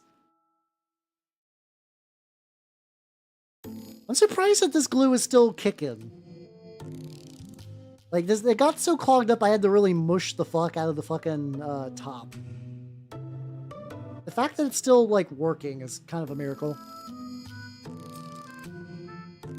There we go. I've tried to paint camouflage once, and it was like the Fury style fire. I think it's the Fury, the fire space dude from Metal Gear Solid 3. And I remember really not liking it, but I also tried to do it on like a BattleTech mech, so maybe that wasn't the best example for that kind of style. But yeah, I've not done camouflage in a while. I might be better at it now, to be honest.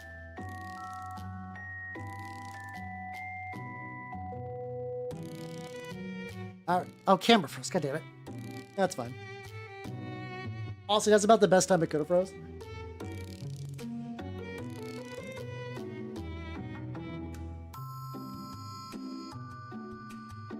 Yeah, activate. Hey, there we go. I can go to medium zoom.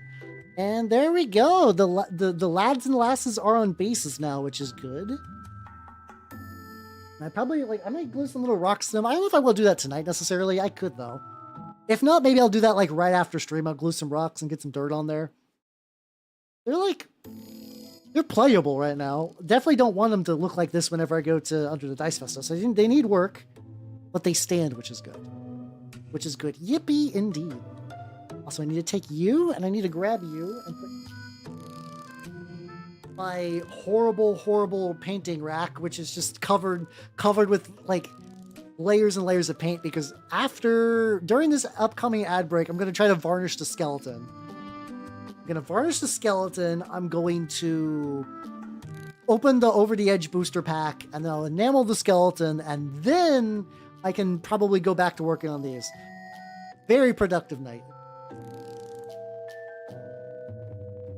The Gobble Lab, though. I forget if I said that already, but hell yeah. Recommend. Yeah, I also know that there's some ways you can use, like, putty to do, like, really neat camo stuff with, like, that's less of a pain in the ass. But I've not tried it myself, so I could not tell you how that works, or if it works even. Yeah, sometimes I've seen that kind of be shiny. What I've been trying recently that's been working for me, there's a mix that Duncan Rhodes recommends, which is half AK interactive matte varnish and half contrast medium, or like whatever speed paint medium you could get. They only had contrast medium in my stores, so I picked that up. That's been pretty good. Anytime I've had like a paint or like something get a little too shiny, I've just hit it with that, and it actually works pretty nice.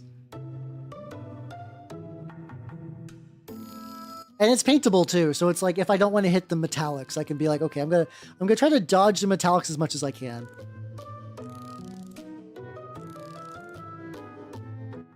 So from what I say for the putty, it's just like there's like a type of removable putty you can use. It's just like you just stick it on the model, kind of like airbrush it or paint over it, and then you remove the putty. I don't know about the leveling thinner though. When it comes to like scale model kits, they have a bunch of crazy stuff that I'm not even super aware of. Like that could be real, and I'm just not aware, because they are the ones with the elder knowledge.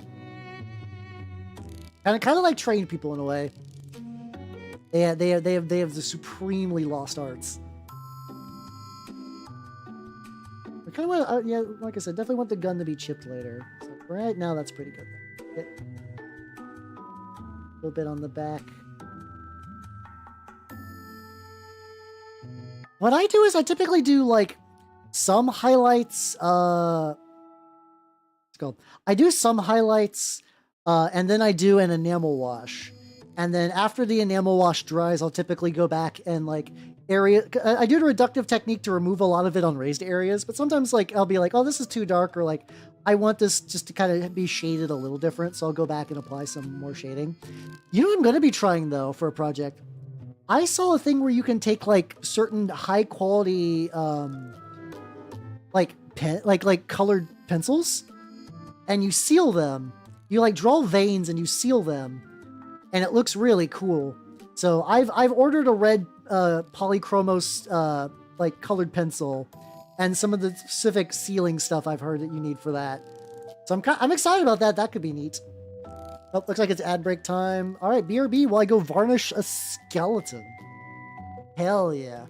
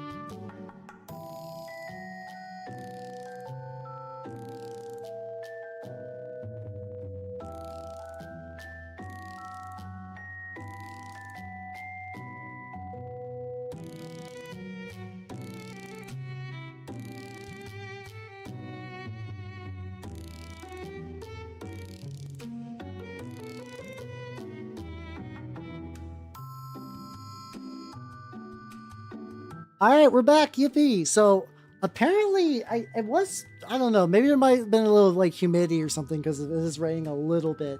It did look like I don't think the varnish totally fucked it up, but it did make some bits a little white tinge. Not a crazy deal though. But real quick, let's open a booster pack. Yippee. This booster pack, for context, is from 1995. These cards are 21 years old. No, 31 years old. Fuck. Jesus Christ, these are old cards. All right. Well, let's open these motherfuckers. I don't think this is like oh no, I'm gonna ruin the vintage. This is $4 at a shop. If this is worth something, this would have been behind the counter.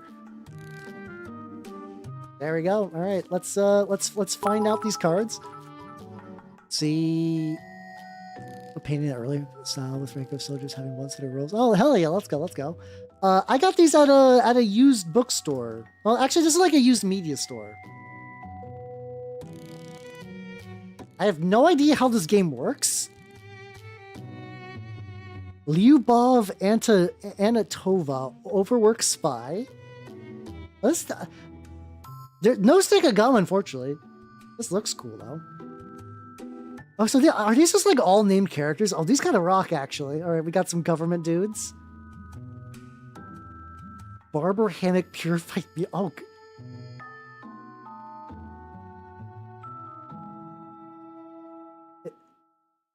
Is he like firmly grasping like the tail of a cat? What the fuck is going on there?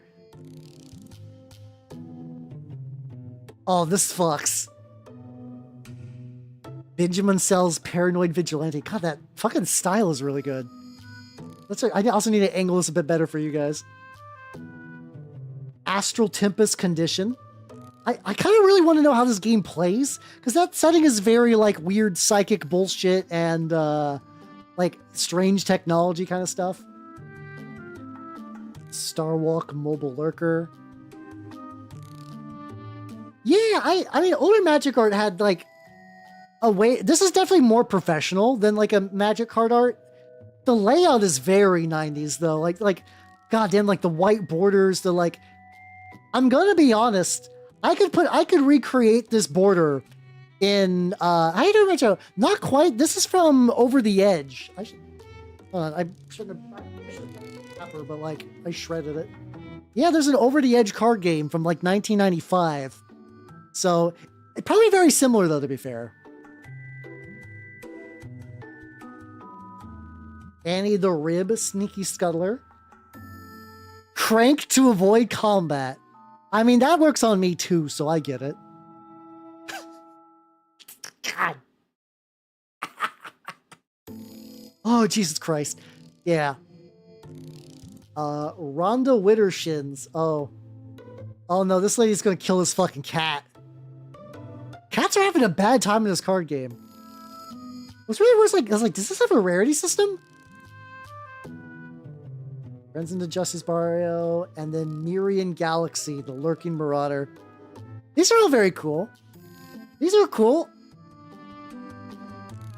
Yeah, because like so if I remember right, the setting of Over the Edge is like there's a fictional country that's filled with a bunch of like weird like intrigue and spycraft and like crazy 90s like fantasy drugs.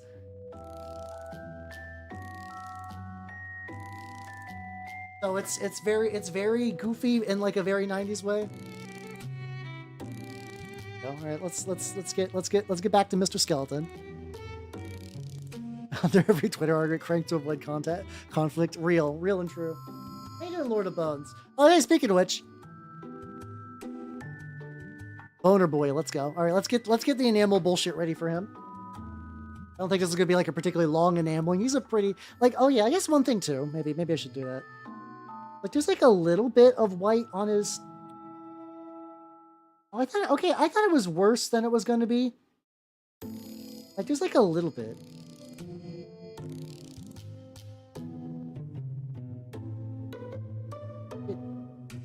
Like, I might be able to hit that up real quick just before I get all the enamel bullshit ready to go.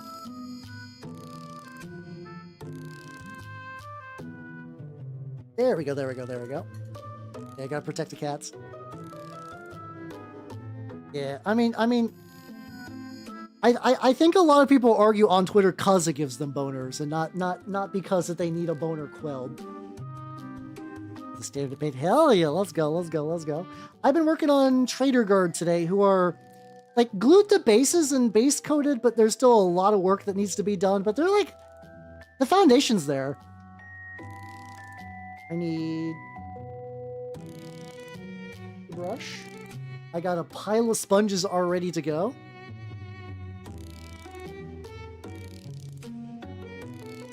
It cracks me up in this cover of Soldier Game. All three voices are Otto.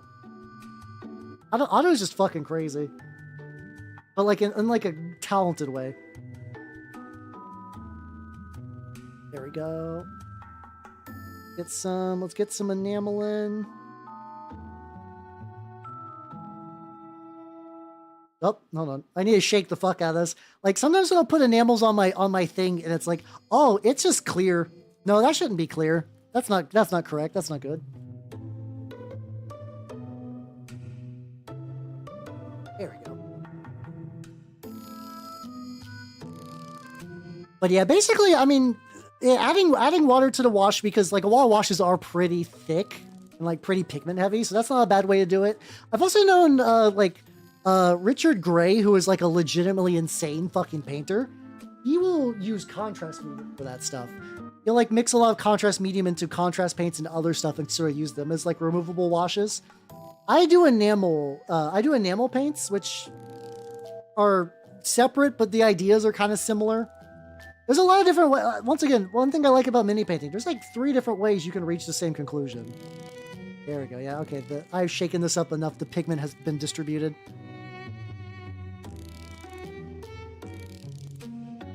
Oh. Mixing this up in my little metal mixing tray, which I have to keep off screen for like reflective reasons. There we go. Let's grime up them bones. I might later also add some like rust paint to the spikes. I don't know. There's something nice about the cleanness of just like the black, like just like the gunmetal. But then also making them kind of old and tarnished also kind of fits with, you know, with a skeleton. Honestly, I don't even know how much I'm going to need to move it. His ribs are really good for this. His ribs are designed to soak up this kind of paint, which is really nice. Red black combo. Oh, fuck yeah, let's go. And black paint making it hard to see the detail. Oh no, that's fair. Yeah, that's the thing too, is like I do a lot of these like dirty, grimy paints, but yeah, no, there are definitely like details that are lost compared to like a cling one. Red for house pleasure, unironically, yes. But a little bit on the graveyard. Do you want to get a little bit on the... All the ground stuff is going to be like... All the ground stuff is going to be covered in pigment powder anyway, so... For super huge amounts. We got... You are fully saturated, my dude. Billy Zetai spent most of the stream just like in a state of shock. A shade of talk. There we go.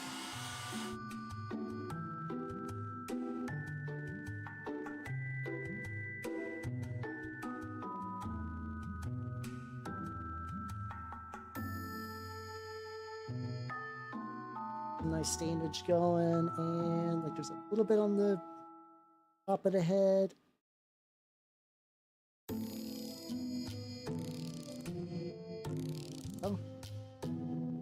Bring back some of the red. There's also part of me, I'm torn, because on one hand, like making him kind of dry and dusty would kind of look good. I kind of also want him to make him kind of oily even. Like kind of like a slick little skeleton. That's tempting. I could really go either way, I think. But, you know, gotta wipe his ass, as one does. You know, you gotta treat your skeleton right. You gotta do proper skeletal care. And yeah, see, the more I do this, the more I'm kind of like bringing back some of the highlighty areas, but still looking pretty dark and grungy, which is good because that's what I want. Get those knees, get that. Also, like, once again, this is like a pretty simple model, all things considered. Like out of all the PCs I've ever played, this is... Oh, I do have him. Okay. It's been a while since I've shown off my old bloat mage that I painted back in like 2011 when I didn't know what I was doing. I have not been painting continuously since then, but that's when I started and took a pretty long break for a while. But this is just a very funny comparison. All right, I'm gonna put this up real quick. Oh. Set up.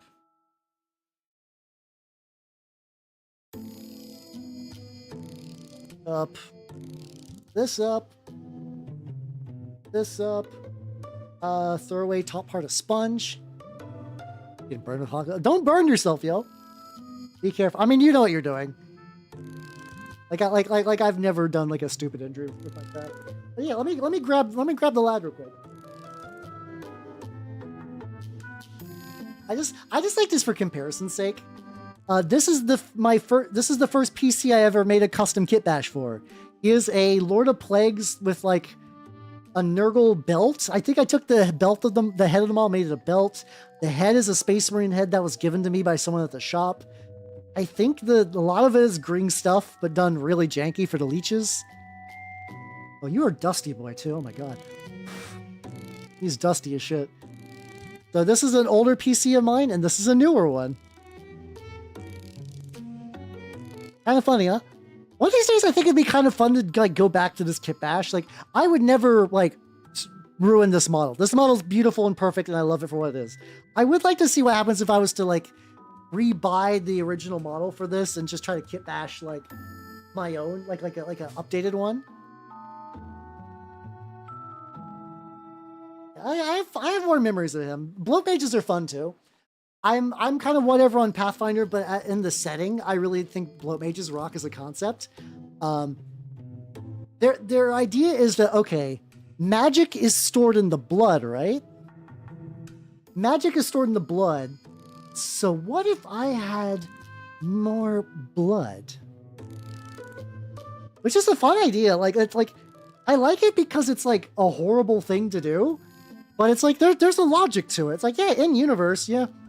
Like, cause like it's provably true. If you play D&D or Pathfinder, but it's apparent in both. Hey, look at the sorcerer class, and look where all their powers come from. It's because their parents like fucked like a dragon or an angel or a demon, and it's like it's hard to doubt that. Like, it's legitimately. Unfortunately, there's like a weird eugenic streak because, yeah, if you are a person in a D&D fantasy setting, arguably a thing you want to do, if you are a human, fuck a dragon, unironically. Like, not even because it's your fetish, because it just makes sense for your children, you know? So yeah, it's like, if you fuck a dragon, your children are going to live longer, they're going to be stronger, they're going to be smarter, they're going to have powers, and that like even like potentially like 5 or 6 generations deep, like, you know, after Dragon Fuck Child has just like reacquainted themselves with like the rest of humanity and just has gone back just to like, you know, like it's like you dragon, half dragon, and then you just keep diluting it. You'll still get like a sorcerer that's like, oh yeah, it's like at some point in my family tree someone fucked a dragon. I have magic powers now. It's unironically like a tactically sound thing to do. I don't think any of the developers of D&D really wanted to imply that, but it's true. But it's true and real. So so there's the rust paint from Army Painter is basically kind of like a typhus corrosion, but kind of like actually like a more normal rust brown, I guess. Calvin Klein, magic is stored in the gene. I feel like I'd do like a Scooby-Doo thing and rip your mask off and it's just J underneath.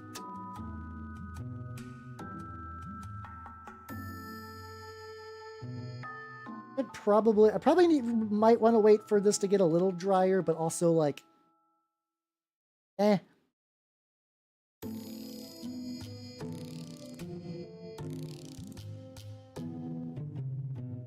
of just use. I mean, this brush is beyond shitty, so like any amount of feathering and whatnot that I do with it doesn't. It's not good. You know, this brush is fucked anyway.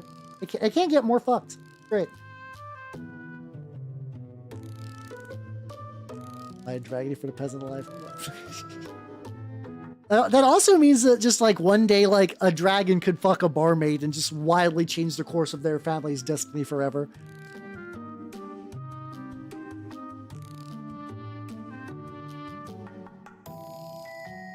Oh, it's that, yeah, it's that kind of thing. It's like my child. Which would you rather have sex with, like a local villager, who's been your sweetheart for many years, or this dragon? You know.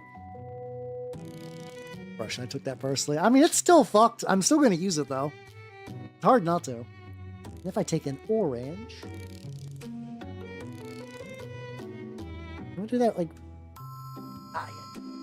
Let me grab a little bit of that.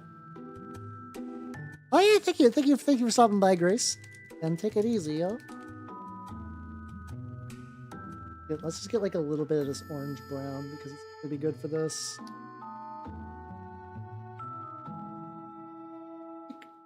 Very thin texturing on this, and I'm okay with that. Yeah, I mean, like, legitimately, like, in a setting where, like, if you want to do, like, a Divine Right of Kings thing, just be like, yo, yeah, no, the reason why there's a Divine Right of Kings is because, like, this family made a pact with a dragon, like, a long time ago.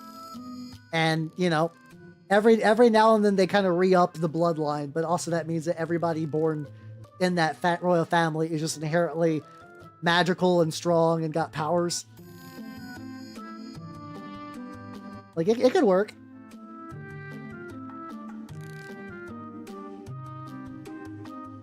Like a good.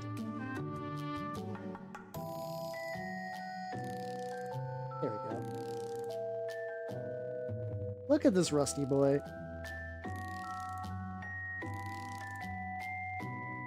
Oh, too much rest.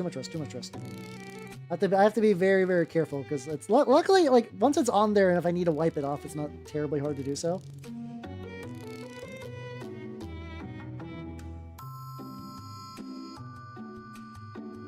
There we go. Look at him. Just look at this handsome boy. Magically, dragons aren't just casually fucking any human. You say that. Depends on the dragon, really, but yeah. Gets incinerated. I mean, you know, a big risk, big reward, you know? Sometimes you gotta go, you gotta shoot for the stars.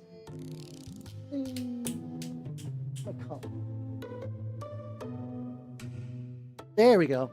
I got a cup of. Oh yeah, shoot. My brush out.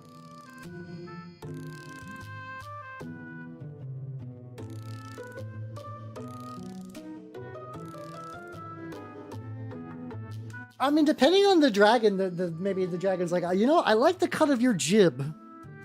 It's time. But yeah, also yeah, the gambit is if you fuck up, you just get roasted. So, you know. All right, so let me add some mineral spirits to the mystery powder. Basically, just the same stuff I use for my rust vultures. Saturate some pigment powders and put them like on the base. At some point, it like absorbs some of the red tint stuff, which is kind of nice.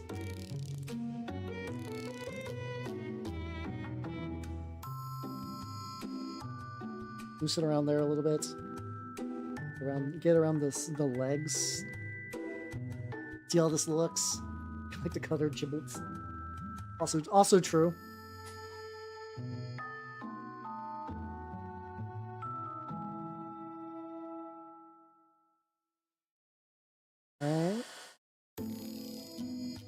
All right. Dust is happening. The legs are dusty, but not too dusty.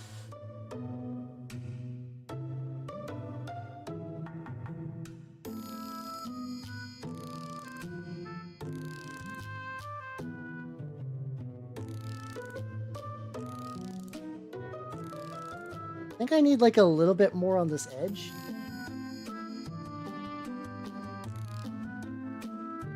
There we go. Opening my camera close stream. Oh, that's fucked up. Okay, the larger field is not yeah, I mean, yeah. Or maybe that's the thing you do if your child is like, okay, listen. One child has like, you know, is going to be a member of the clergy. This child is going to run the family business. This child is like, you know, very smart, so they're going to education. If you're like the child with nothing, maybe that's you're like, all right, over there in the distance. You see that dragon lair? You're going to go to that dragon lair and you're going to fuck that dragon. Or you're not coming home. Like maybe that's the truest gambit. You're like, okay, listen. Our peasant, you mean nothing in this peasant life. Like I'm sorry that you're like the 8th child that lived. We expected the turbo polio would have gotten your ass, but no. You must justify your life. You must fuck that dragon. God. But yeah, I mean, when you look at D&D and Pathfinder, that is kind of like the implication. So I'm adding a very, very slight dry brush of metal just to kind of bring back a little bit of that. Just like taking some silver, technically duraluminium. How you doing, Bird Mouse? How you doing? Oh, Papa, how do I raise a dragon like you? Oh, yes. Oh, the peasant also just has a dragon like wife. Like, I don't know. Show her your stand up. Boy, listen, you were the funny one, so that was your problem. You got to figure out how to convert that into a respectable relationship. There we go. How you doing, Bird Mouse? How you doing? I'm technically working on Traitor Guard, but I've taken a little detour to work on a character who's going to be like my next. My group is going to be doing a new Pathfinder campaign soon, and I'm playing a angry impaled skeleton. You know, as people do. You know, that's true. Donkey from Shrek did it, and if Donkey from Shrek can do it, it's possible. It's real. You know, how to riz your dragon. It was God, so like when I was at that the store that I got Excel Saga at, there was a Star Wars porn parody called Starballs, I think. And I was just like, man, I haven't seen like such a weird, blatant parody sort of porn thing like this in a while. Wild. How to Riz Your Dragon reminded me of that. I swear there was a reason I brought that up. There we go. Look at the beautiful rusty boy. Hell yeah. All right, I think this guy. Let's see. Let me get his base. I'm gonna Wayne Dubs. Oh god, yeah, that's a mood. Yeah. With Plomo, nub removal is just such a big part. Best of luck with that, yo. Hell yeah. So you think all you really need to do to get him done? I did not buy Starballs. No, I bought Excel Saga, Zvezerum prequels, Tenchi Muyo Ryoiki, and Dark City. I know I've seen Dark City before, but it's been a hot minute, and I was like, well, you know, it's here in like $1. I could do worse than buying Dark City. I'm sure it'll still be there. I doubt Starballs is also. Let me see. I'm curious if I can show the cover of Starballs. Because it's. Oh! It's just bringing up golf balls. Oh, it might have been buried. Oh, there's like a Steam game called Starballs too. Okay, I guess other things have crushed it in SEO. The crowdfunding for a Tenchi mode. I don't remember the author. No. Spoiled the movie for tomorrow. No, that's the wrong color. I nearly put brown on the base.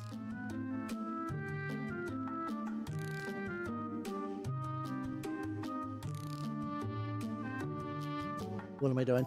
Oh yeah, I'm looking for black. Where's my black on here? There we go. But yeah, no, I'm still, like I said, I still really want to watch Jupiter Ascending for tomorrow's movie night, but I have not been able to find it. Apparently there must be something that like they like, maybe the Wachowskis are really like protective of it, because like a lot of times I could watch find all these like jank ass movies. Then again though, a lot of the movie night movies are not exactly things that have like been shown in a big theater in like the last 20 years. So maybe that's why Jupiter Ascending has been harder to find. I could see that. I could potentially see that.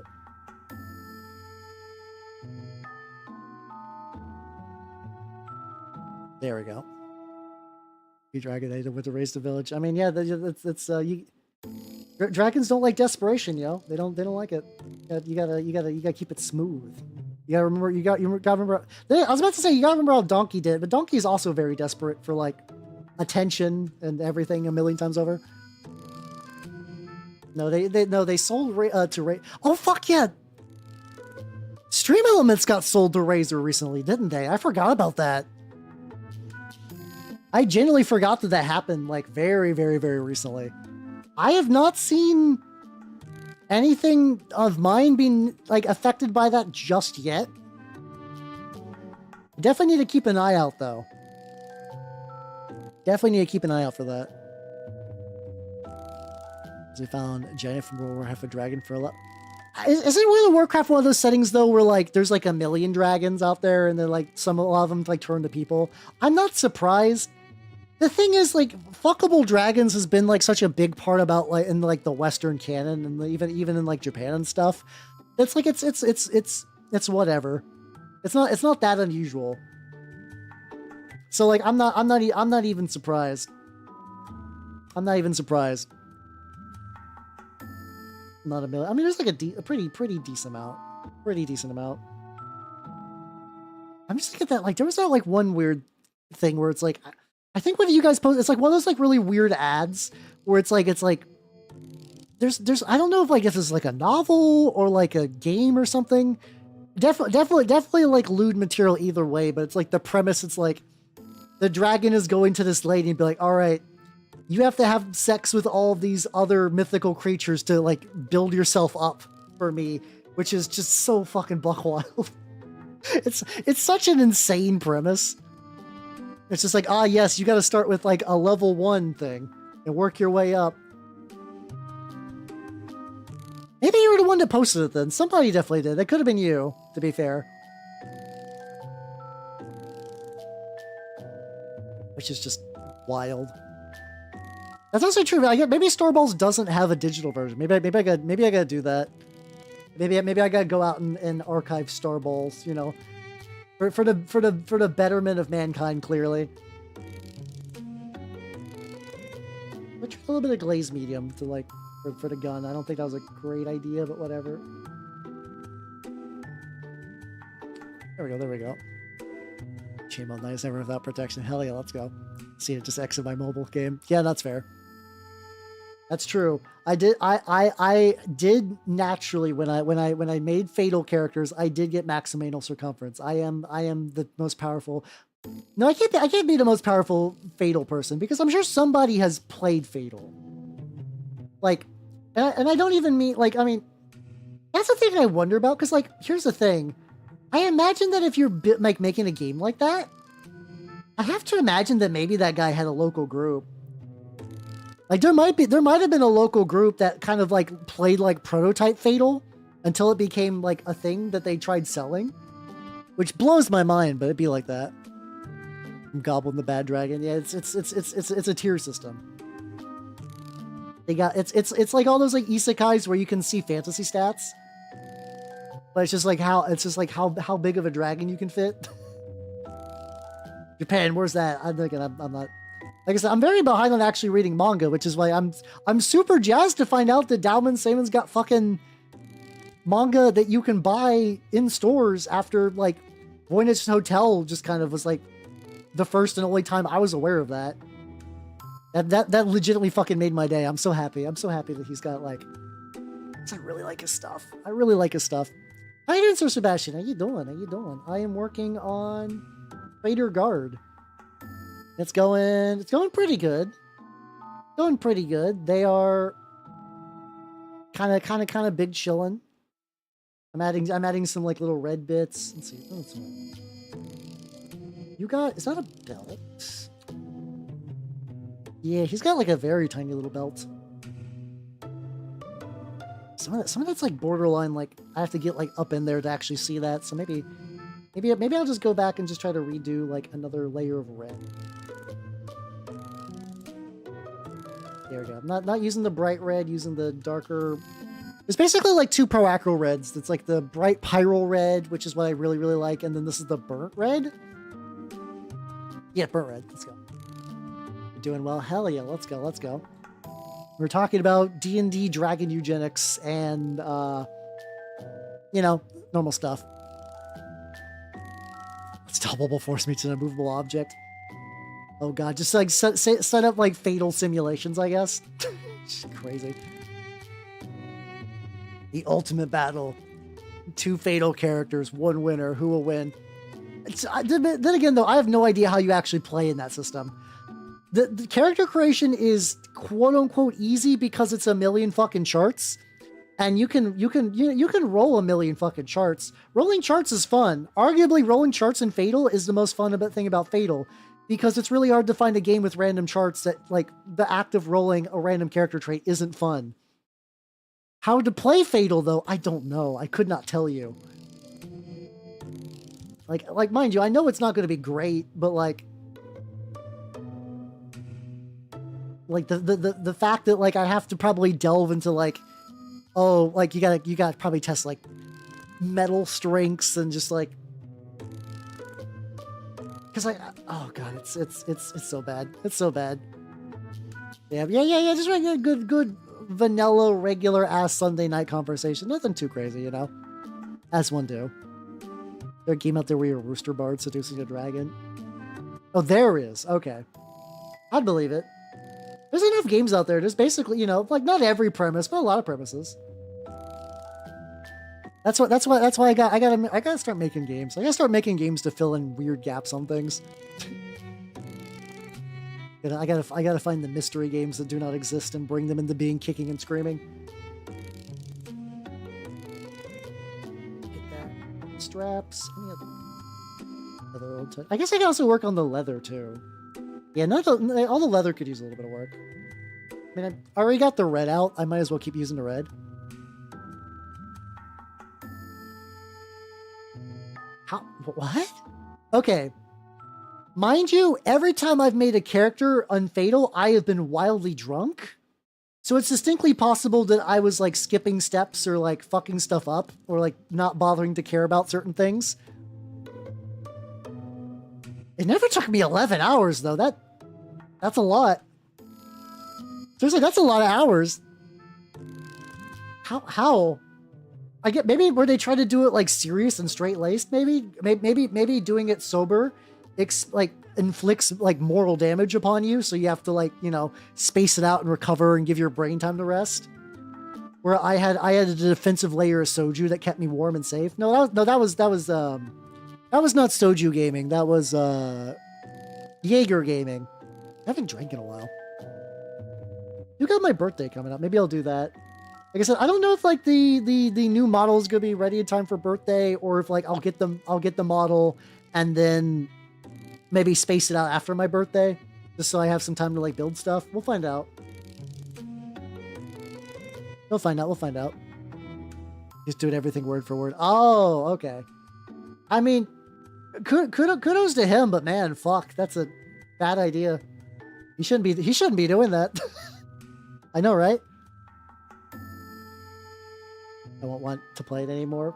I think that's sometimes fine, weirdly enough. Like, this is something that as the more I get into like the weirdo indie sphere of like war games and TRPGs and tabletop like other games, like it's odd because like when you make a game, on some level in your brain you're like, oh, the intention of a game is to be played. And the older I get, the more I don't think that's true. I think that's an idealized goal and everything, but I think, you know, sometimes like the act of just creation, of just making something real is enough. Like if you make a weird game that like only really makes sense to you and no one else would ever play, like depending on who you ask, if you're like John CEO, person who exists to make games that are marketable to other people, like, did that game fail in its concept? Yeah. But like, if you're somebody like, you know, if you're just doing an active creative expression, like, I think that's fine. I think you can make like weird, unplayable games, even if you don't want to play it. I think it's kind of cool to do it in the first place, you know? Once again, fucking Ken Pender's got his Dream Inchidnia comic to be real. Does anyone unironically want to read that? Like when I say unironically, yeah, like I want to read it, but kind of for irony reasons, because I think it's going to be weird.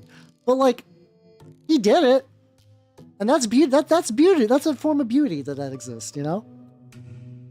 That's true. Exactly. You are also in the market when you make a game. Like, you know, like we live in a world where like a lot of people, they're like, you know, people have hyper specific tastes now, and like the world doesn't accommodate that. So like, you know, even if you make a game that like nobody will play, but you're like, oh, finally it's here.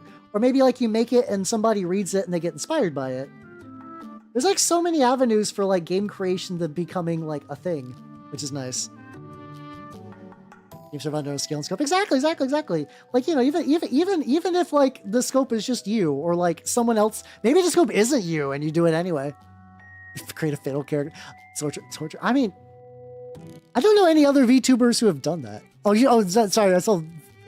I read Viet Cong torture method as like VTuber torture method.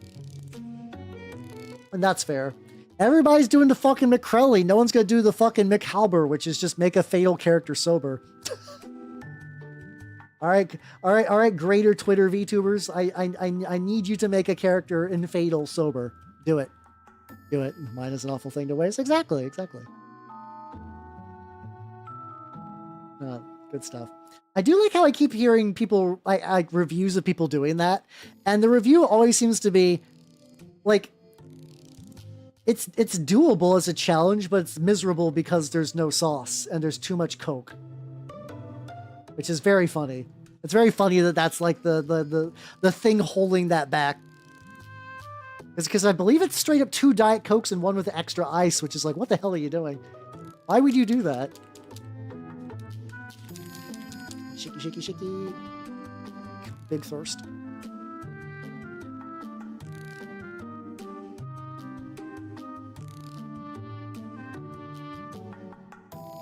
Oh, before I go too deep, the lad. How you doing, the lad?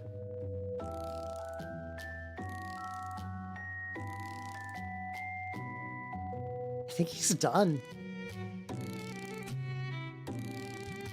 I think he's done. I think I'm happy. Now the question is. Now the question is, like, do I want to, like, I could leave him as is. I could technically make him shinier. I could also try making him ultra matte to see what that looks like. Just get rid of any little bit of like reflection. Just make it like a real creepy dense thing. That might be kind of fun, actually. Carcelization Day. I mean, that sounds like fun though. Return to Crab Day does sound pretty great. I'm not gonna lie. That was my thought too. It's like I could cover him in like blood effects. I kind of want him to be like dusty and burnt though. Like I actually think in this case drier might be better. Yeah, maybe I'll give him some dry. I get what you're going for though, and I don't disagree. It's a good idea, but I think for what I'm going for is like a thing that was buried for a while and then recently rose. I think I want him to be more matte. I'm gonna do that real quick. A little bit more cat. I mean, I did do like an orange kind of rust. Like you can kind of see it there. Doing the cowbird. Thank you for the clip. I mean, I could also add a little bit more red too. I don't know. It's weird that like he could be done at the state. He could just be done at the state. I think I'll try it. He looks really orange on screen. I will say that like that might just be some of the lighting. In person, he's very red. So I'm okay with that. I'm gonna try this though. I'm gonna try painting on that layer of the ultra matte mix. And if this is a mistake, I could always like, you know, apply some like gloss medium. See, I was thinking about like, I don't know, the problem is like the more like if I was to add clothing or whatever, it would kind of take away from him being a fucking skeleton. I'm a little iffy about adding some tatters and stuff. Or at least at this stage maybe. Like I guess I could have did maybe some tattered rags earlier, but yeah, it's fine. It's fine. There you go. I do appreciate the suggestions, but I think I don't know. I think at this stage it's pretty much where it needs to be. I'm doing a kineticist because that's just like it's in Pathfinder. Kineticist, for people who don't know, it's like an elemental wizard. You don't really cast spells. You just do like cool elemental one-off effects. Like you can make like you can cover your skin with spikes to like give yourself extra armor, or you can like shoot fireballs, like create surfaces, fly with fire, like that kind of stuff.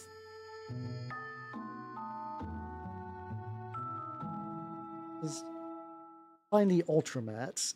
I'm trying to leave. I do want like a little bit of the rust from the other stuff that kind of go on there. There we go. That's how you doing, Skymall? How you doing? I'm painting my funky skeleton, which is not the goal of tonight. The goal of tonight were these fucks, who are like doing good, to be fair. They're doing pretty good. Oh yeah, I was shaking up like a lighter brown. But yeah, I'm doing Traitor Guard, primarily doing Traitor Guard. As a fun side bit doing some bullshit. As one does. I'm taking a lighter brown and I don't need to like highlight. I just need to do like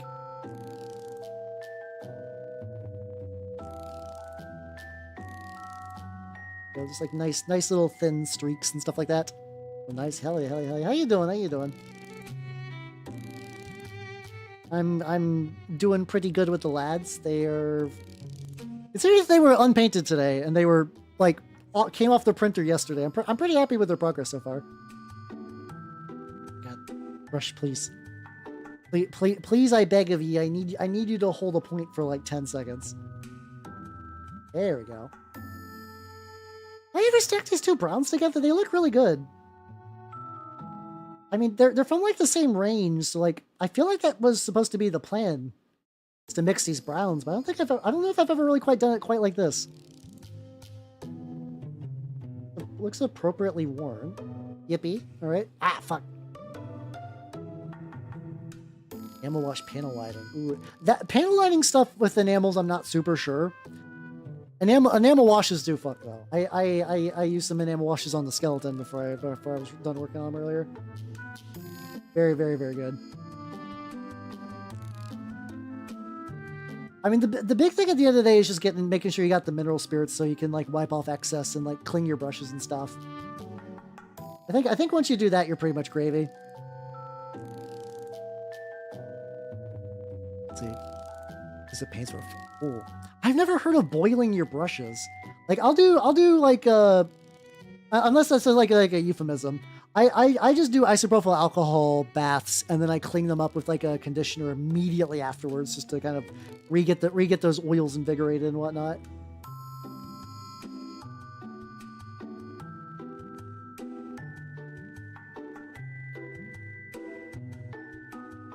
There we go.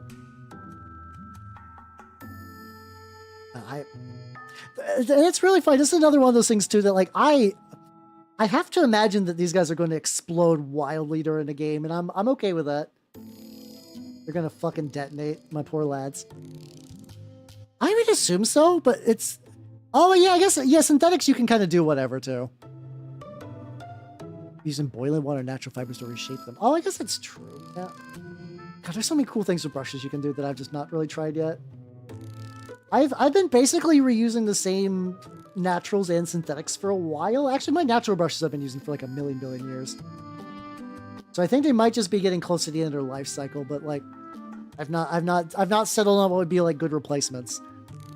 And it's all good, Skywell. Take it easy, yo. Thank you for stopping by. Hell yeah.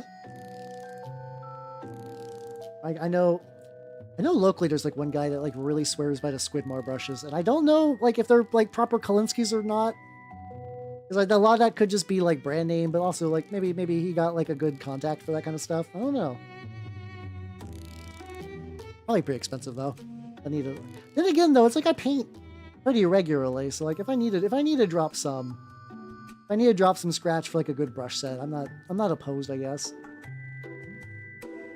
I'd rather not, but I could. And, you know, Scrabble's got a great name. Also, how you doing, Instances? How you doing? I am working on my lads, and also I finished this cool skeleton. Ultramat is interesting. Like, it really did work. Like, there was a little bit of shine before that. Now he's entirely dull, except for the metals, which I left alone, which is a benefit for, like, I'm sure you could take the AK matte spray and just, like, airbrush all that, which is what a lot of people do. I do like mixing up the contrast medium for a brush on, though. Yeah, okay, there's like a little bit on his rib. There we go. Hey, let's fucking go. God, I still have minis that I have not photographed yet. I've gone so long with like barely any things to photograph. Like Vincey V himself. I mean, I might pay 35 for that. I don't know. Once again, Vincey V knows what he's doing, so maybe his spit is magical. I can't prove that it's not magical.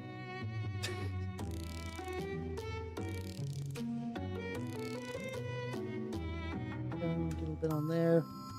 Hey, how you doing, Lindsay? How you doing?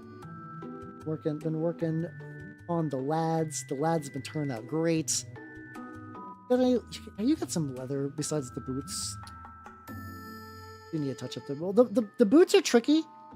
Not because they're, like, particularly difficult, but I should probably actually wait. Actually, these long boots I can do. A lot of the boots I need to wait for me to get, like... I want to hit the bases with some dirt. Because, like, you know... If I dirt up the soles, and they're covered after I did a bunch of highlight bullshit, that's just me wasting time.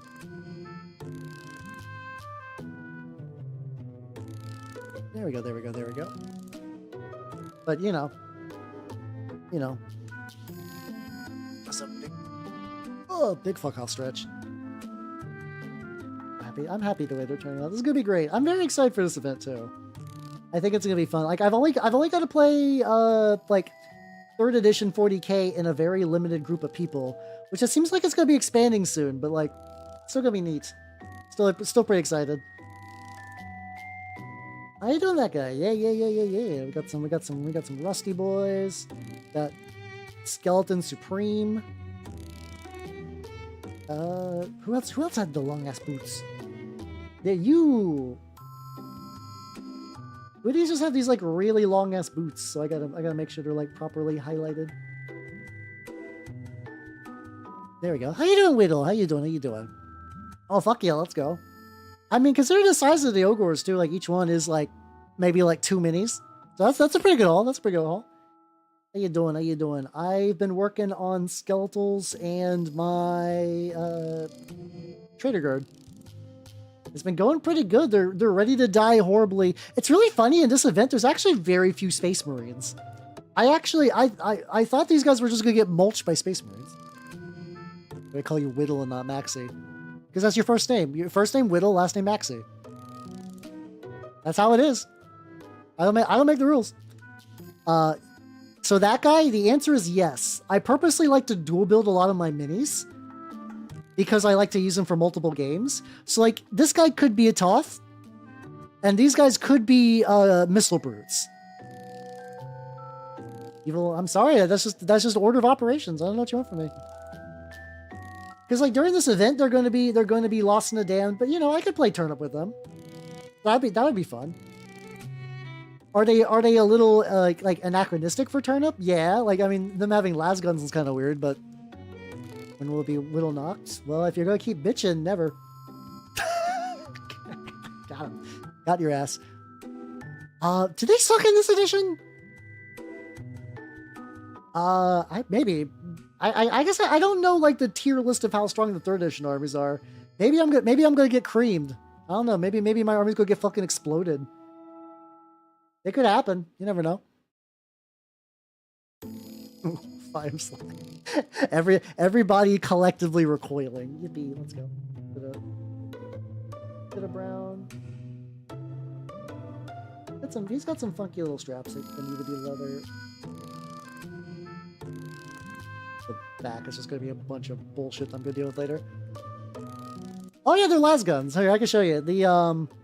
They're like very long, thin las guns. These are from a cultist kit from Daka Daka. I think it's like the cultist like equivalent of like the kill teams. So yeah, it's a las gun. It's a long one to be fair. And they also have a pack that is from I believe either that kit or the infected planetary guard. So they are like that is nice though. What I like about them, like yeah, they can fit and turn up and not look too weird. But yeah, no, they're rocking firepower, baby.